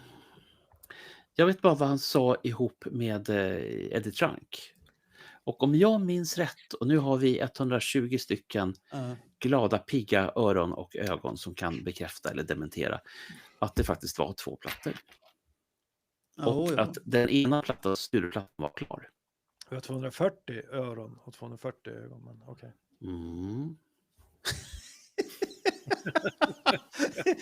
Vad är det med magistern idag här? Ja, jag vet inte. Jag gillar fortfarande magistens smink. Det är fredag nu, du får släppa loss det där. Jag tycker att det här är klädsamt, det där som du har. Gillar du det där?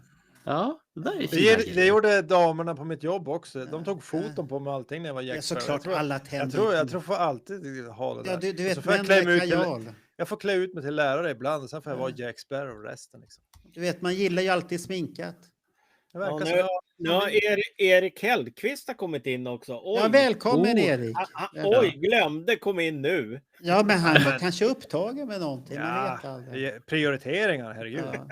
Men ni andra, vad har ni för arv utav hans skivor där? Ja, men jag tycker det är spännande den här serien vi har som heter Hell or High Water på Let Me Know-podden där vi går igenom då album väldigt ingående. Och då har man ju återupptäckt dem när man har lyssnat. Ja, då har vi ju återupptäckt en del juveler och en del gånger har vi blivit besvikna. En klassiker är ju när Bernt fick höra Vinnie Vincents skivor igen och blev så ledsen så att det var ju nästan hemskt att vi skulle lyssna. Det hade varit bättre om man aldrig hade hört dem. Men i alla fall, då har vi lyssnat på den första skivan, har vi lyssnat på den här Frailes Comet. Bra första sida. Jag lyssnade faktiskt om på någon av de där poddarna i veckan nu när han dog, Ace Frehley. Då måste jag säga, jag gjorde ju en jättemiss. Jag sa att Todd Howarth sjöng på vad heter den här nu? Too Young to Die. Det är ju Richie Scarlett. Ja, det är Richie Scarlett. Ja, jag fick någon brain freeze där, så att om ni lyssnar på det, lyssna inte så noga när vi pratar om den låten.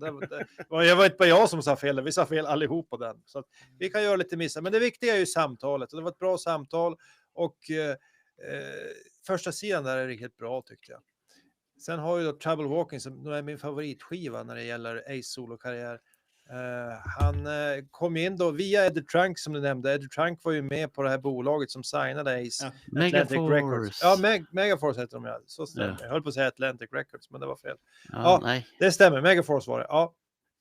Och jättebra skiva tycker jag. Du har ju låtar som... Han har ju valt bra cover. Trouble Walk, men det är ju lite roligt också. I have trouble walking. Det var ju det som dödade honom. Det är ju lite hemskt och när man så här, det blir nästan lite eerie som man säger på engelska. Ja, lite vi diskuterade det Bernt och jag sa till Bernt där att han har ju alltid kunnat parera det, men problemet är ju att han är ju inte lika ung längre. Nej. Och då försvinner ju den här snabba reflexen att kunna parera. Och jag tyckte man såg på en av de här pluggarna han gjorde där han står och dirigerar Rock'n'Roll All Night, han står och lutar, sen ska han gå tillbaka till mitt mikrofonen igen där. Och så går han lite snett så här och så tar han några steg för att parera det, för att han har alltid haft lite problem med det och fast han var nykter så såg han ju alltid lite det här frågande folk så här, är han nykter eller inte? Ja, precis. Ja. Men det som jag tyckte var lite komiskt, det var ju första gången jag såg Tommy Thayer komma. Jag tänkte på scenen, han anpassar sig efter Ace Frehley fullt ut, tänkte jag. Men sen när jag såg han på Sweden Rock komma för gitarrsignering, och så sa jag till Johan, vad fan, han går ju privat så också ju. Ja, men han är så jävla lång, det är därför han är så vinglig. Är du också lika vinglig, Daniel, du som är lång? Nej, jag går väldigt stabilt och bra. Du har inte det här... Jag har ett drivet steg. Men det är lite roligt att du säger om Tommy Thayer. Det finns ju såna här extra material till det här de filmade inför Kiss MTV Unplugged 95. Där de narrar Tommy Thayer. För att han går så styggt. Om du går på YouTube och tittar kan du se hur Paul Stanley härmar honom. För de tyckte han går så fult. Men jag vill bara säga... Men han gör det, för det var det jag reagerade på. Vad fan, spelar han fortfarande här nu? Vad är det frågan om? Ja, men Trouble Walking tycker jag är en bra skiva. Jättebra skiva. Sen dröjde det ju 2 decennier innan han släppte något igen. Han hade ju stora problem privat då med alkohol och sånt. Sen kom han tillbaka då 2009. Den tycker jag är rätt okej. Den här Anomaly som kom 2009. 2 första spåren är jättebra. Sen finns ju många som inte är jättebra på den skivan. Och sen tycker jag successivt det blir lite sämre. Möjligtvis att den sista skivan är en liten sväng upp igen med 10,000 volts. Men han lyckas ju alltid göra kanske 2 riktigt bra låtar på varje skiva. Och det var ju därför han var så perfekt i Kiss. Att han fick lägga till 1 eller 2 låtar till Paul och Jeans låtskatt gjorde att skivorna blev underbara. Men han ska inte göra 10 låtar. Det har han aldrig riktigt klarat av. Du ser vad Jenny skriver, att vi måste ha keps allihopa. Vi måste bli en kepspodd. Nej. Det kommer aldrig att hända. Bernt på en gång, mannen med... Han är... Det är bara för att han har ju bästa manen i poddvärlden. Det är lejonet i vår eget lejonrufs, om man säger så. Ja. Jaha, ni andra, ni är kvar? Ja. Vad har ni för minnen? Får jag fråga en sak, kär producent? Ja. Det dyker upp en farbror lite då och då. En engelskspråkig farbror. Ja, men han har varit med hela tiden. Ja, han har varit med. Har du vaknat nu, Bernt? Nej, men berätta Bernt, vad har du för oss? Det är ju jättekonstigt att han är med. Ja, han var från Texas. Det roliga är att han skrev något tidigare inlägg. Jag fattar inte ett skit vad du pratar om. Nej, men svenska är ett väldigt trevligt språk så du kan sjunga med oss när vi pratar. Säg, Bernt, kan inte du ge honom ett budskap på engelska? Du som är så bevandrad i det engelska språket. Be han titta om på podden imorgon så kommer han få texten på. Ja. Mr. If you will come back when we have recorded all this, you will have AI translating everything into English. And that is the reason that you should hear us say Kiss. Because Kiss, translated into English, will be Piss, which is, of course, the band that Paul Stanley said they will turn into Piss when Ace Frehley returns. Nice there. Very good, Bernt. Har du något att säga då, vilken skiva du föredrar utav Ace solokarriär, eller det är ditt musikaliska arv som du har med dig? Nej, nu... Jag trodde han frös där, men det gjorde han inte. Då hoppar jag in. Jag säger fortfarande första Jag tar du, Roger. Han släppte efter Kiss. Och sen, jag håller fast på de här demosen också faktiskt. Sen tappade jag honom efter det här. Jag kanske ska ge er en chans till att lyssna på de här grejerna. Ja, men jag tror att många tappade andra Frehley's Comet-skivan. Jag tror den var... Och sen kom han tillbaka till Trouble Walking. Och sen tog det väldigt lång tid innan han kom tillbaka. Ja, det är en bra live-skiva det där, Bernt. Ja. För jag såg Ace på Grönan också liksom, och den... Ja. Det var inte vad du hade förväntat dig. Nej, det var ju så jävla dåligt. Kommer du inte ihåg att det regnade ju något fruktansvärt? Ja, det kommer jag inte ihåg ens en gång. Jag och Nathalie stod rätt långt bak under ett sånt här chokladhjulstak. Så var ni blöta i alla fall. Ja, det kommer inte jag ihåg att det regnade. Så. Jo, det regnade fruktansvärt. Ja. Jag har ju sett han på Medis också, vid Medborgarplatsen såg jag där. Men jag är tacksam att jag såg hans sista konsert på svensk mark i varje fall. Har Johan några favoriter då? Nej, nu skulle jag bara knäcka Bernt. Frehley's Comet live plus en Japan. Jaha, du ville knäcka Bernt bara, det var ditt syfte. Visst finns det en till låt på den där, eller minns jag fel nu? Nej. Ja, men det är därför den heter Live plus en. Ja, men är inte den här Words Are Not Enough med på den? Ja, den är med. Men den här är jättesvår att hitta på japansk utgåva. Men och så kan jag... Jaha. Och du har ju inte öppnat skivorna ens en gång. Nej, för fan. Jag har hört den förut. Men vad ska du med skivor till du inte lyssnar på? Ja, det vet jag inte. Marco, den där frågan har jag fått så många gånger. Både när det gäller mina filmer och mina CD-skivor. Ja. När ska du lyssna på dem? Ja.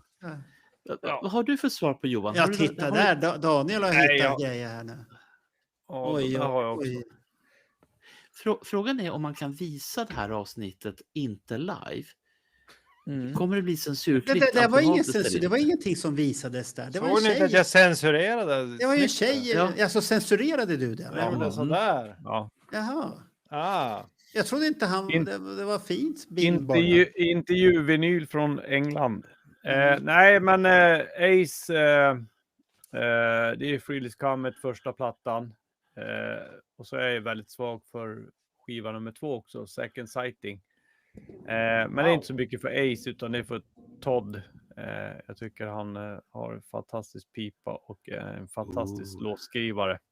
Ja, det är ju tur att inte du är med i den här programserien. Det ska aldrig gå. För du tycker ju helt olika vad vi har. Men alltså, det är väl det som är charmen med det här. Ja, det är charmigt på ett sätt. Jag tycker det är jättekul.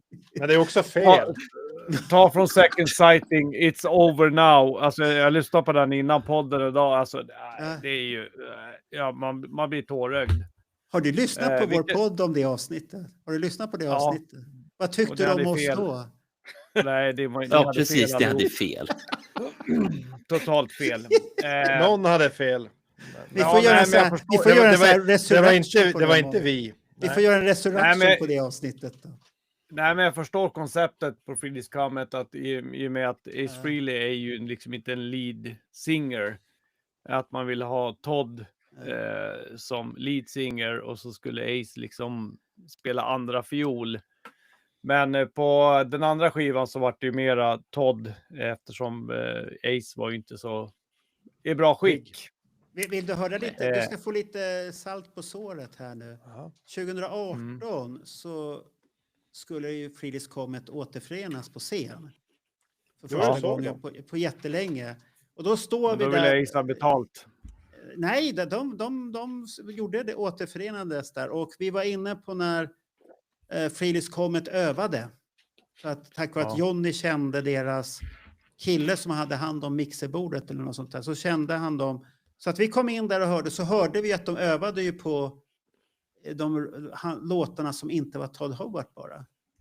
Så då förstod vi att de kommer spela tillsammans där uppe. För de hade inte gått ut och sagt det riktigt, men folk hoppades ju på det.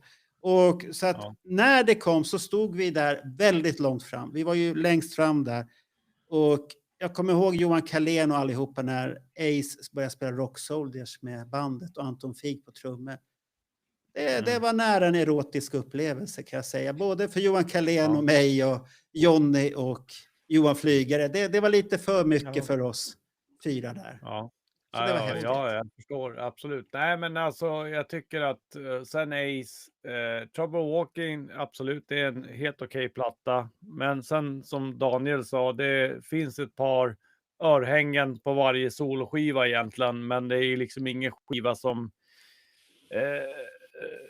hela vägen håller, utan det är liksom något udda spår där och där. Men samtidigt så är jag glad att han ändå han släppte skivor och han turnerade. Även om det kanske inte var liksom världens bästa låtar så var det ju liksom ändå att han men den här som han ändå göra det han ville göra. Det som han hade skrivit här, att den här låten, Do-ya. Den är en jävligt bra cover faktiskt, måste jag säga. Fy fan. Mace gör bra. Den gör han väldigt bra. Han är bra på att göra covers när han vill. Ja, men då måste jag få fråga en sak när det gäller covers. Varför gjorde han Rock'n'Roll Hell? Ja, det kan man ju fråga sig.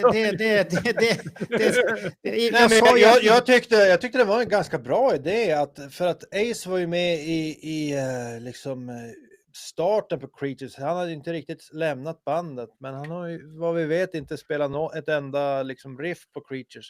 Nej. Men jag var lite nyfiken på att höra hur skulle en låt från Creatures ha låtit med Ace på gitarr. Så bara den grejen tyckte jag gjorde det värt för honom att göra en av de låtarna. Sen var det väl inte någon jättevräkig version. Men jag tycker det var intressant. Ja. Men det är väl ungefär som när Bryan Adams gör den också. Ja, jag tycker också kul. Ja. Lite annorlunda tolkning. Han gjorde ju väl War Machine också, Bryan Adams. Ja, jag köpte den singeln faktiskt. Ja. Det är snyggt att du stöttade honom där. Det är snyggt. Ja, nej, men det tycker jag. Ja, det är helt okej. Helt okej. Då går vi över till att de som skriver... Nej, Bernt har gått på toa. Så ni som skriver på chatten där, vad har ni för minne? Vi ska titta om jag hittar någonting här. Det är så jävla... Det är amerikaner som skriver där. Det värsta är att jag har aldrig varit van att folk har skrivit så här jävla mycket hela tiden. Så att det är ju svårt att sålla i det hela. Sluta skriv. Ja. Här är faktiskt en till som tycker Second Sight är en kanonskiva. Tycker han att vänta nu, tycker han att Second Sighting är en kanon? Eller är det en skiva? Jaha, nu. Pojkar där ute, vi måste gå lite kissskola här. Särskrivning. Är det ett fenomen, då skriver ni ihop på orden för i helvete. Ja. Kanonskiva är en sak. Ja, men kom igen. Jag tror han menar att han tycker att det är en kanonskiva. Ja. Bra alltså. Sen får Daniel lite anmärkningar. Hur i helvete håller du skivan? Den där skivan kommer jag ju aldrig att spela. Jag tror det kan vara det att de menar den här intervjuskivan. Ja. Den här kan man ta på hur som helst för det är inget intressant. Jag ska ställa en jobbig fråga till dig. Har du en vinylspelare? Nej, inte nu längre. Nej, då spelar det ingen roll hur du håller skivan. Ja, men om vi väntar på att de svarar på någonting där, vad de tycker. Ja. Här kommer någonting. Fire and Water, det är en låt som många har glömt. Ja, den gäller jag också. Jag skulle ta upp. Jaha, var det den du skulle ta upp? Ja, jag tänkte precis ta upp det där. Magnus och du är på samma våglängd då? Nej, alltså jag undrar bara hur det här kom till så att det blev så här. Det vet vi inte, men ska vi gissa? Ja, nej för men... Paul ville ge han lite pengar och lite status.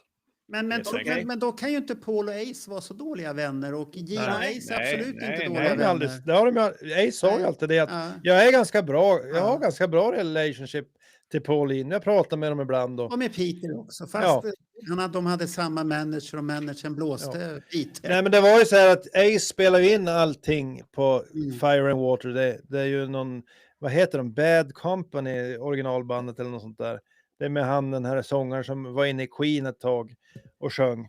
Nu kommer Paul Rodgers. Paul Rodgers var ju sångaren. Just det, han ja. Och då var det ju så här att Ace spelade in allting klart och färdigt och så skickade han det till Paul Stanley. Så de har ju aldrig träffats under inspelningarna. Men sen ville han, kan du sjunga den här Paul? Ja, det tyckte han var okej. Sen ville han ju också att Paul skulle göra ett gitarrsolo på låten, för det är ett väldigt långt solo. Ja. Men det sa Paul, det var jag inte så sugen på. Men min son kan spela ett gitarrsolo där. Det ville ju inte Ace. Så det slutar med att Ace gör ett långt, halvsekt gitarrsolo på den låten. Men jag tycker den är en jätterolig låt. Och ganska bra video om man går ut och kollar på Fire and Water. Riktigt bra när de träffas. Ska vi rocka? Såklart vi kan det. Det är riktigt bra. Det är trevligt att se. För man får ju den här... Man tänker så här att de bråkar hela tiden. Men mycket är väl medias tolkning utav en situation och de spär på. Ja. Och sociala medier har ju tyvärr tendens att spä på ännu mer. Och sånt där. Det finns ju det här liksom att när Peter lämnar bandet så åker Peter och Paul på semester till Hawaii efter det där. Ja, det är för att de har ju ändå haft en vänskap och har fortfarande en vänskap. Alltihopa. Sen att det blir lite fel i affärer och det är ju mycket det här andra personer som håller på med den biten. Ja. Och sen får man ju lära sig att läsa kontrakten man skriver på.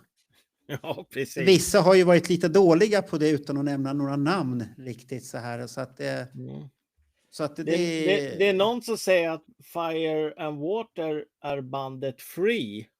Ja, det kan vara, det är också ett band som har spelat i Paul Rodgers. Så de hette nog så. Jag kommer inte ihåg. Han spelar ju flera olika band, den här Paul Rodgers. Men det var ju den som Paul Stanley gillade, sångaren Paul Rodgers. Icke Bad Company, så att nu vet vi det. Nu har vi lärt oss det. Tack Nils. Nils kan sina saker. Han är en mycket viktig person i Destroy Alive. Om man det är ganska tydligt när man håller på med Kiss-poddar eller Kiss. Du kommer aldrig undan med faktafel, för det finns alltid 10 stycken. Men man kan ju tydligen inte, man får tydligen skriva hur som helst. Jag kan ju inte rätta en så får jag alla er emot det. Nej. Jag vurmar ju för det svenska språket samtidigt. Ja, det är bra att du gör det. Och ni som tror att jag gick iväg för att göra någonting annat än vad jag gjorde. Jag bara insåg det när ni håller på att vifta med vinyler. Jag har ju för fan Ace Frehley-plattor på vinyl. Men den var kattad såg jag. Ja, cut out. Ja, det var så på den tiden. Nej, det var inte så på den tiden. Du har köpt den på rea, Bernt. Ja, 25 spänn på Lens. Ja, titta. 40 kronor. 40 kronor. Det var lite dyrt. Ja. Är det second hand-priset på 55an eller något sånt där? Kan det ju vara. Det vet jag inte. Det är konto 50185 om det säger någonting. Ja, det är 55an. Ja. Nej, jag har nämligen flera utav de här den första Origins och några som kom innan. Därför att det var under en period Lavette. Det vet ingen vad det är nu. Så har det inte jag. Nej. Ja, det är bra. Och sen vet jag fan vad jag har sorterat in dem på. För jag trodde först hade sorterat in dem på Kiss i någon slags logisk ordning. Och sen okej, ja. Ja, det är bra. Och så tittar jag där, hittar jag dem inte på Kiss i lagom kronologisk ordning. Så tittar jag på F som är Frehley. Då hittar jag en skiva. Är det någon av er som vet vad jag har resten av mina vinyler med Ace Frehley så får ni gärna säga till. Oj då. Alltså har din son varit där och norpat igen? Vet inte. Och är de i Skövde nu då? I andrahandsmarknaden i Skövde? Det går ju för dig, Marco, som har din son också i Skövde. Det där kan ni säkert lösa. Ja, nej, det kommer de inte. De har nog helt andra intressen, de båda de där. Ja. Men ska vi börja göra en avslutning nu då? Ja! Vi har bara hållit på lite över 3 timmar. Ja, så att nu är det dags för en avslutning här. Nu är det dags att Det brukar bli 3 timmar. lägga ner han i jorden. Och vad har vi för slutord att säga? Ursäkta, men det gör han redan. Ja, han ligger, men att vi också tar oss till oss att nu är han där. Och han kan inte göra som han gör på den här första Comet-skivan där han säger Ace Frehley is back, I told you so. För det går inte den här gången riktigt. Nej. Men då blir det ändå för den andra snubben att han får spela without a ace in his deck. Ja. Bra där. Ja, jag skrev ju det som en fras på min Facebook faktiskt. Att nu finns inte han i leken. Nej, men eftermälet måste ju ändå bli att han har påverkat jättemånga. Framförallt att bli musiker, gitarrister, världen över. Det är ju bara att lyssna på de här gitarristerna som är i 50-årsåldern i Sverige, och det finns säkert yngre också, sådana som Dregen och sådana. De vurmar ju för Ace. Och det är ju de första skivorna, om man ska vara ärlig. Det är ju inte så mycket Travel Walking eller det här som kom på 80- och 90-tal, utan det är ju början med Kiss, kanske fram till Love Gun. Men de har ju en gemensam grej som de säger alla. Han fick dem att börja spela. Ja. Det är Och där. det är hans, det är som en gateway in i musiken och bli intresserad av att spela gitarr. Det ser häftigt ut. Han har jättecoolt smink. Han rör sig coolt på scen de första åren. Så det är ju liksom han har påverkat så många, och det kommer att bli hans eftermäle. Sen kommer folk komma ihåg honom, i alla fall vi och de som var med medan han levde, som en rolig typ. Mycket humor, kul kille som spelar grymma gitarrsolon och riff i början, får man väl säga. Jag skulle säga första halvan av 70-talet egentligen. Du har helt rätt i allt du säger. Min gamla vän Bengt Grönqvist, han skäms inte för sig. Han säger att han inte ens hällt upp sin cold gin ännu. Vi kan läsa Bernt, så det är ingen fara. Men det är bra att du säger till de som lyssnar på podden att han har skrivit det. Precis, och eftersom Bengt är en gammal vän från 80-talet så påminner han mig om väldigt saker jag tyckte var jobbigt att komma ihåg, men nu la han dem. Hur kommer du minnas Ace nu då, Bernt?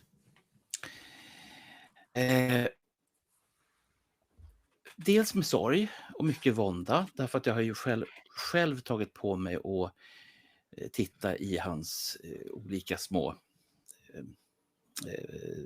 sista tiden. Och nu på söndag 19.30 när nästa Bandjournalen kommer, då har jag ju suttit och våndats hela helgen, nämligen att försöka få fram vad hände efter man hade klippt kontakten med respiratorn. Och stämmer det verkligen alla tidslinjer? Eller har vi blivit lurade? Det är så mycket frågor ni kommer få svar på söndag. Där så kommer jag att ta mitt eftermäle till stora delar. Johan, vad har han för... Ja, jag kan säga så här att han var ju jätteviktig de första åren i Kiss, absolut. Kan tycka att den tragiska biten att han utvecklades inte som gitarrist eller musiker på grund av missbruk och andra saker. Men samtidigt så ser jag honom som någon som aldrig gav upp. Han fortsatte sin solokarriär även om han spelar på klubbar. Han släppte skivor. Ja, nej, men det är liksom en ikon som har betytt väldigt mycket för mig, såklart. Och att jag tror att hans minne kommer leva kvar många år framöver. Att han har influerat många gitarrister och just hans sätt att vara allmänt förvirrad, skämtsam. Men ja, nej, men det är väl jag hade kanske sett honom som att det är någon som skulle ha dött på scenen egentligen. För det var väl liksom den personen han var egentligen. Och just det här med hjärnblödning ligger mig ganska varmt om hjärtat eftersom min fru drabbas av det för 1,5 år sedan. Så att, ja, nej, men jag minns Ace med glädje och vi tar med oss de positiva sidorna. Ja, nej, men han har varit absolut en viktig ikon i rockvärlden. Ska jag ta eller vill Roger ta först? Jag kan ta. Jag håller faktiskt med Wirsén här. Jaha, vad har han skrivit då? Jaha, han skrivit det där, ja. Kämpade i motvind. Precis. Han har ju alltid liksom hållit igång på något sätt ändå liksom och turnerat. Även om det har varit på små ställen så har han ju hela tiden hållit igång. Det har kommit skivor. Så att jag vet inte liksom. Det som slog mig ganska mycket var ju att det var väldigt mycket människor som uppskattade honom som jag inte hade en aning om uppskattade honom. När man, alltså hela Facebook exploderade ju helt plötsligt. Så jag varit lite förvånad faktiskt, för jag trodde han var en rockstjärna i skymundan någonstans som ingen liksom uppskattade. Det är synd att han inte fick uppleva det här. Nej, men det får du ju aldrig uppleva. Nej, jag vet ju det. Det tillhör den dealen. Roger, det närmaste du kommer, det är faktiskt en gång om året då du fyller år och Facebook påminner hela Facebook om att du faktiskt har fyllt år. Det är då du får den här wow. Ja. Och jag får bara reflektera på en sak som både du och Johan säger. Det är att ni tycker att han har kämpat i motvind. Men det ni glömmer där också att han var ju en missbrukare. En alkoholist. Absolut. Och han har ju själv skapat sitt liv. Det är ju ingen som har tvingat honom att dricka överhuvudtaget. Och det är ju så lätt att säga att det är synd om honom. Men både han och Peter, de har ju lagt sina kort egentligen och stakat sin väg. Men det handlar inte om att jag tycker synd om honom, men det blir ju ändå motvind. Den här personen har ju funnits med i 50 år i min uppväxt. Ja, men det har ju ingenting med motvind att göra. Du har ju själv skapat de här hindren. Jo, absolut. Ja. Och då får du ju ta det loss från den hinderbanan i sådana fall. Ja. Och det gjorde han ju på senare dagar när han förstod att det här kommer inte hålla. Och det har ju Peter Criss också gjort när han förstod att det här håller inte. Båda har ju tagit sig ifrån det där. Sen fick ju Ace ett återfall med alkoholen. Eller han var väl inte tillräckligt frisk för att vara helt alkoholfri. För att det är bara att titta året innan de återförenades så var han ju ett vrak. Och många trodde att han kunde dö när som helst. Ja. Att han lyckades sen stå på scen och se så pass bra ut som han gjorde 96. Det är väl en jävla rehabkur utav dess like egentligen. Ja. Så att jag tycker aldrig att det är någon synd. För att alla människor skapar ju sin egen resa. Och vad du gör på den resan är upp till dig, tycker jag. Ja, men samtidigt hade han lyckats bättre om han hade varit alkoholfri hela perioden då? Han kanske hade lyckats bättre om han hade kunnat dricka med måtta. Inte sitta och dricka själv och komma i den... För alkohol har ju det där... Är du med i ett socialt sammanhang och dricker så kan det funka. Men sitter du själv... Ja, det är förödande. Då går det fort ner för. Och det gör det för alla som har alkoholen som en vän. Ja. Då går det fort ut för. Men det som jag ändå vill ge honom är att han har varit nykter alkoholist i så många år som han var. Nu tar jag en öl bara för det här lite. Ja, det klingar lite fel. Fast jag dubbelmoral. Nej, jag har ingen dubbelmoral. Jag bara förklarar hur jag ser på det. Att alla sådana här droger och sånt här, det är så himla lätt att skylla på att droger gjorde det och det och det och det är därför är så. Det är ditt val. Det är ditt val men att som han gjorde, klev ur alkoholen, klev det är starkt, ur det är drogerna. Jättestarkt. Det är starkt. Och sen dessutom då påminna lite då och då om att nu har jag varit drog- och alkoholfri i 18 år eller 17 år eller hur många år det nu är. dels blir det ett kvitto för att jag orkade. Samtidigt som att man inte glömmer bort sin bakgrund och kommer ut och säger att jag är nykter alkoholist. Nu kan man ju gräva djupare. Ja, kör på du, Daniel. Men jag tänkte bara fylla på. Jag tyckte du sa en intressant grej där, Bernt. Du pratade om hans alkoholmissbruk och att han höll upp så länge. Där har han ju ytterligare en influens som han har gjort på människor. Och det är det här att visa, han sa ju många gånger, om jag kan klara mig bort från alkoholen, då kan faktiskt vem som helst klara av den här striden. För jag var så djupt nere så att det fanns ingen återvändo. Men jag lyckades. Och han nämnde ju att ofta som alkoholist eller missbrukare måste du ha det där speciella ögonblicket. Och för honom var det då att hans dotter ringde till honom och sa att liksom, pappa, nu har jag hört att du dricker igen. Ja, men jag kör inga piller och jag kör ingen kokain och sånt. Jag tycker du ska sluta, pappa, för att det gör mig illa. Och då, sen drack han aldrig mer. Det är ganska coolt.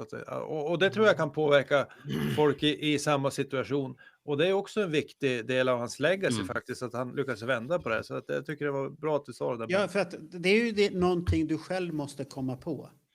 När du själv knäcker den koden, då har du ju löst mycket problem egentligen. Det är ju den koden du måste knäcka och komma förbi att jag har ingen nytta av det där. Så är det. Och sen är det ju som så att alkoholism är ju det blir ju som en slags familjesjukdom. Alla i familjen blir ju insyltade i din sjukdom.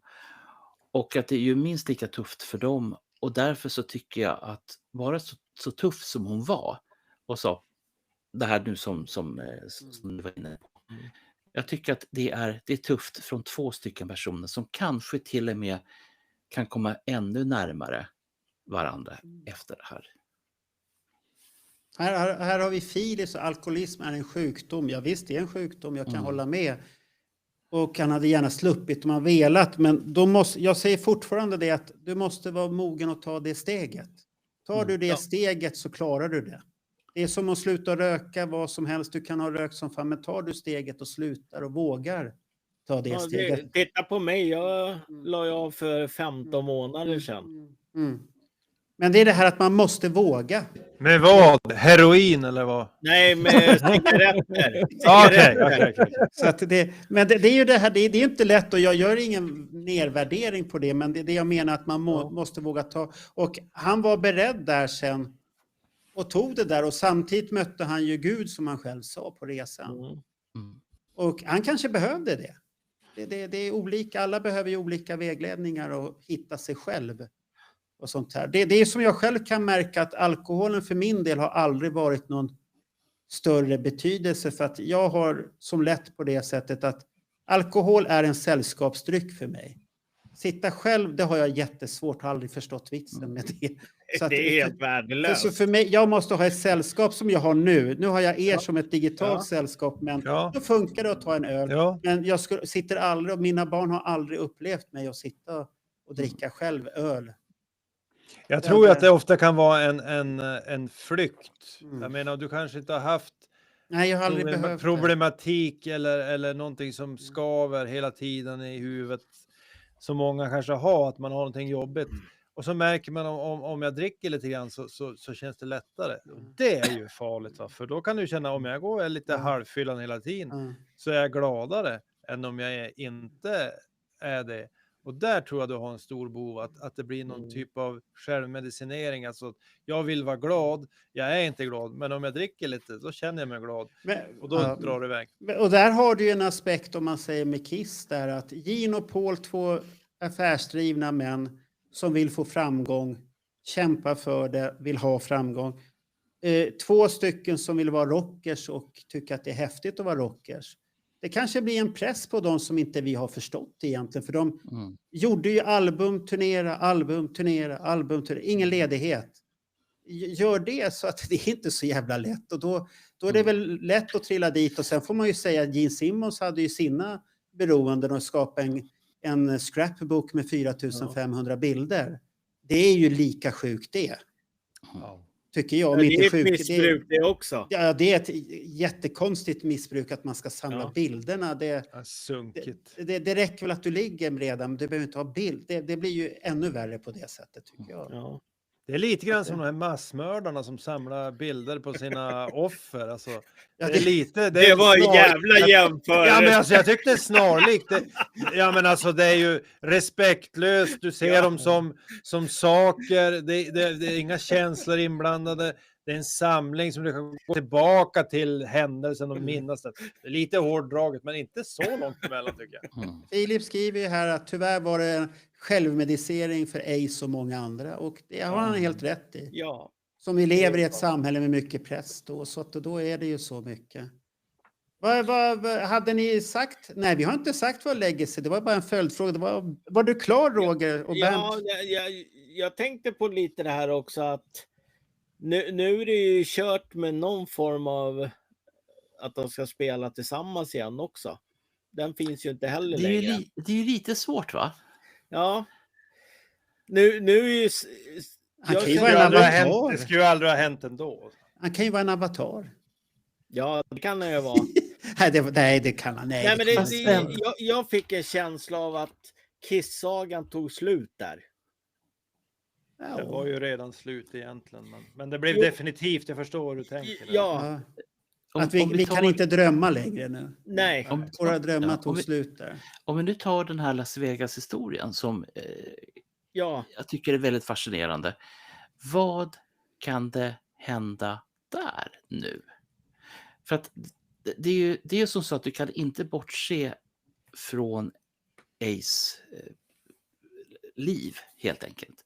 Och i och med att han har checkat ut, det måste hända väldigt mycket där och jag tror att programmet håller på att skrivas om. Och sen så har vi en sak som... Förlåt att jag skrattar, men Erik Hellqvist kommentar var ju skitbra. Ja, det var elakt det där. Det förstod vi inte ett dugg vad han menar med det där. Nej, Erik, det där förstår vi inte. Förlåt, Bernt, fortsätt nu. Ja. Jo, nej, men, och sen så har du ju nästa grej som en del har varit och spekulerat i, nämligen hur gör man med The Spaceman nu? Och Spaceman är ju ett varumärke som ägs av House.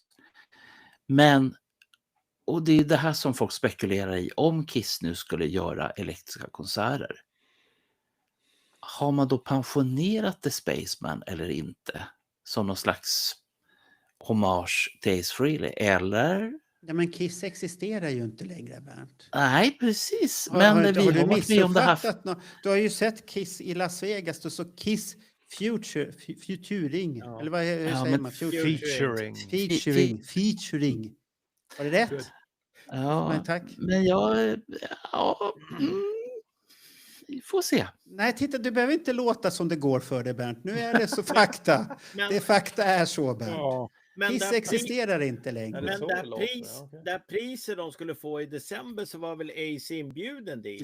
Ja, verkligen. Och han såg ju fram emot det där. Jag lyssnade på en intervju med Eddie Trunk som är en av hans bästa vänner och har hjälpt honom genom årtionden. Och han sa ju det att Ace såg verkligen fram emot det här. Och han var förvånad och glad över den här nomineringen. Så Eddie Trunk tyckte att det var jättetråkigt att han inte fick vara med på det. För han hade verkligen sett fram emot det. Ja, där kan vi debanka en myt. Jag kommer inte upp det här i och för sig på söndag. Men nu har ni ju lyft katten ur påsen.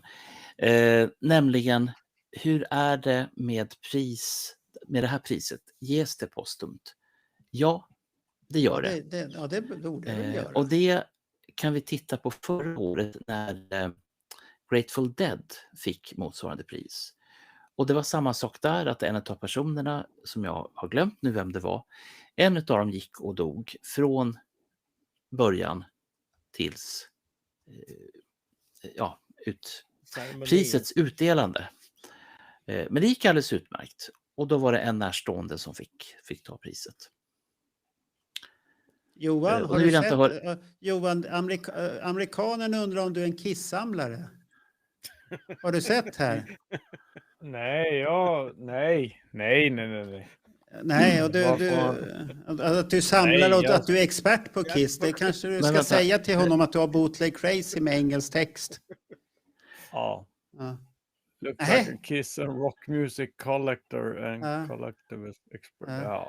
Ja, men det stämmer ju. That's so true, Jerry Collins. And you can watch the bootleg Crazy with English subtitles. Yes. With me. You can. I'm not an expert. I'm not a collector either. But har du lurat oss för helvete? He's collecting loads of Kiss shit, so he's a true collector. So no question about that. Är det där bara en skärm bakom dig? Ja, det är sån här green screen. En green screen alltid. Gjort med AI. AI har varit framme igen här. Ja, jag kör det jämt. Har Bernt sagt sitt? Ska jag säga vad mitt arv är med Ace då? Den vingliga gitarrhjälten som jag kommer alltid minnas. Och nu är han väl snöblind där uppe i himlen kan jag tänka mig också. Så att det är tråkigt att han är borta tycker jag. Det var inte så här jag hade räknat att det skulle gå till. Att arbetsgivaren försvinner så här snabbt. Och han får inte uppleva priset eller någonting. Jag är besviken på att han dog så här. Det var inte så här jag hade räknat att det skulle ske. Och som jag skrev faktiskt också på min runa där som Bernt kallar honom för. Att han var ju en gitarrsuperhjälten och superhjältar kan ju inte dö. Och då är vi väl bara så jävla naiva och inte vill förstå att alla vi kommer ju dö någon gång. Va? Så att det är det tråkiga. Vad säger du? Ja.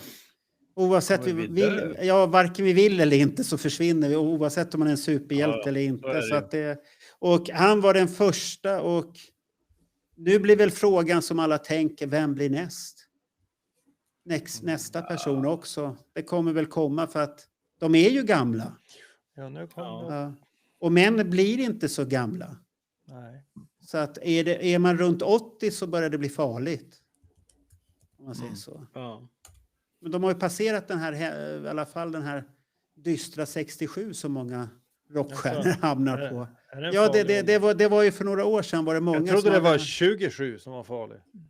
Nej, men det var det här 67-årsåldern. När de började komma upp till åldern så började de falla om pinn. Det var ju ett år, det var många rockgubbar som föll där. Plötsligt då började alla säga, men vad är detta nu? Ska alla försvinna? Och så det är lite tråkigt. Så att det är mitt minne. Så att han kommer alltid finnas med mig på något eller annat sätt. Det kommer han göra. Absolut. Och påverka. Så är det ju. Ja. Har ni något mer att tillägga eller ska vi stänga butiken här? Nej, det ska vi inte göra. Vi ska ta en fråga som är lite out of grej här nu. Det är den här Kiss i Las Vegas. Ja, jag var precis inne på det. Hur kommer den göras nu? En är borta.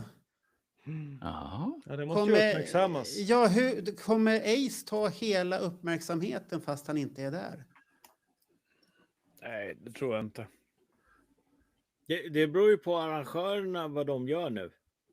Men blir det inte lite konstigt om man inte gör lite hyllningar hela tiden? Måste ju göra någonting. Det blir konstigt annars som att... annars är det ju, då får de jättemycket kritik. De måste det funkar inte. Men frågan är hur mycket de behöver göra. Medan de spelar, ska de ha någon bild på Ace Frehley i bakgrunden?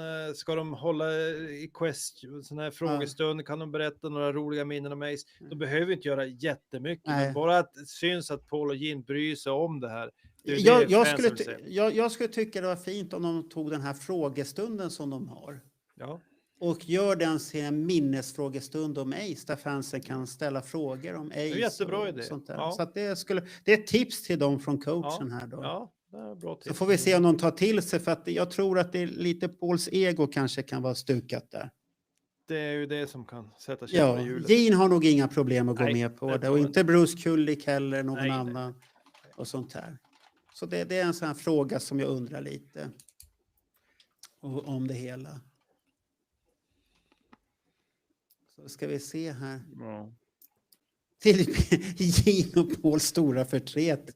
Ja, det är lite den känslan man får utav de vibesen att de sa shit att vi inte hann ha Vegas före det här. Det här hade vi inte planerat.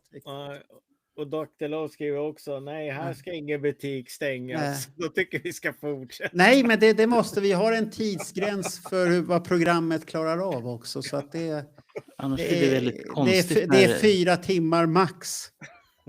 Som det märkte vi när vi gjorde sist här. Det var och sen hade vi babblat långt innan och då sa programmet nej, så jag fick gå in och klippa i själva podden bort 20 minuter bara kasta. Så här, det här pladdret vi hade innan som inte var så viktigt heller. Allt snuskprat, var det som rök då eller?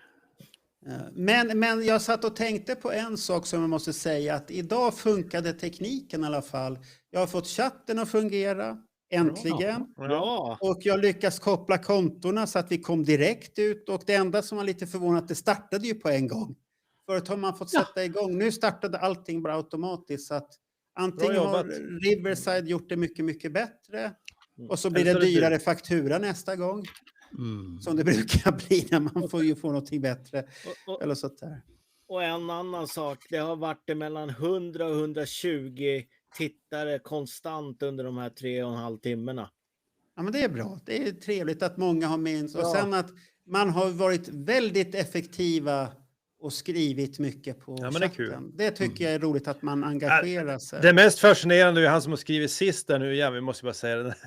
Texas-killen. Han har ju varit med 3,5 timmar och inte förstått någonting. Det måste ju bara vara för att vi har så vackra nunor eller något. Ja, han gillar Kiss. Han gillar oss och alltihop.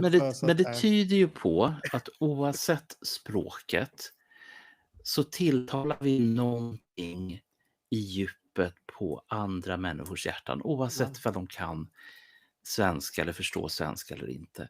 Och jag kan relatera till det här som Eurovision-fantast.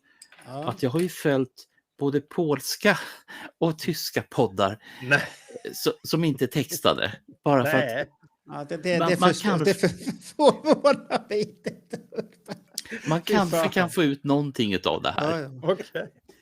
Någon saft kommer det i alla fall. Ja, det är häftigt. Men det är kanske Daniels förtjänst att han är här. Han kanske har sett det på FAQ någon gång. Ja, det tror jag. Daniel gör ju mycket reklam hela tiden för svenska poddarna, att det är ett bra samtal på Kiss FAQ. Där. Ja, försöker ge oss lite extra här. Och Julian tycker fan också, jag måste bli bättre på samtal där. Och det måste jag säga att det har ni blivit. Ja. Jag lyssnade nu senast där och det har börjat bli fint det där att lyssna på er nu. Eller så är det att jag börjat bli van, jag vet inte. Ja, det kan vara så. Men jag tyckte det var fina samtal och fina minnen ni hade allihopa också. Så att det är riktigt härligt att lyssna. Så att man ska stötta poddar som finns. Nej, men precis. Vi är ju alla på samma lag tycker jag. Även om det kan ibland verka som att en del poddar i små länder är mot varandra. Så tycker jag att alla, det finns en plats för alla. Och det är ingen konkurrens utan det är bara kul att se så många fans som möjligt på så många språk som möjligt i så många sammanhang som möjligt och gärna blanda mellan poddar tycker jag är spännande när folk går emellan så att var med i så många poddar ni kan i Kiss-fans där ute. Ja, så att men vilken låt tycker ni att vi ska avsluta det här? Kan vi enas om en låt? Ska vi rösta? Fractured Mirror. Nej, men det är väl demokrati, vi måste väl rösta. Ja, jag har bestämt åt det så ni behöver inte fundera. Nej. Du kom politiken fram där på en gång. Nej, jag tycker att vi måste spela antingen Cold Gin eller New York Groove. Ja, nu får ni bestämma. Vad tycker Roger då? Fractured Mirror säger jag också. Oj, då vinner kanske den. Det är bra avslut. Dark Light. Aj. Det From left field. Och du säger... Ja, det är bara du kvar nu. Ja, men vad sa du Ja, då? Marco. Ja, men jag säger Cold Gin eller Parasite eller något sånt där. New York Groove. Tänk att vi måste träffas många gånger efter det här, Marco. Vi får tänka på att det är minnesstund. Jaha. Ska vi gå på den här fina mjuka linjen som Bernt och de har där. Och, det kan bli bra. Och köra på den och så sätter vi på den här och så släcker jag våra skärmar och så får det gå den här minnesstundsblanketten upp ett tag. Då. Vad fint. Ja. Vi försöker göra det bra. Så att nu sätter jag på låten i alla fall. Tack för ikväll. Så får ni väl säga någonting vettigt. Ja, där kommer det. Ja, det är kyrkklockan med också. Ja. Det hade jag glömt bort. Oj, vad det har förberett fint. Ja. Så att då säger vi så. Tack för ikväll.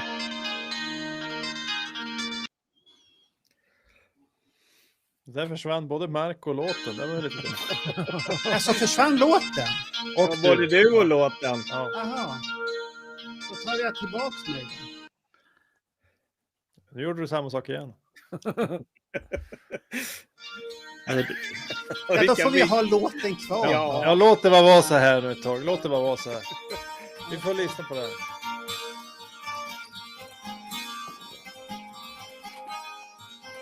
Visa upp några Ace Frehley-grejer kanske. Ja, jag ska göra det. Och stäng av mikrofonen.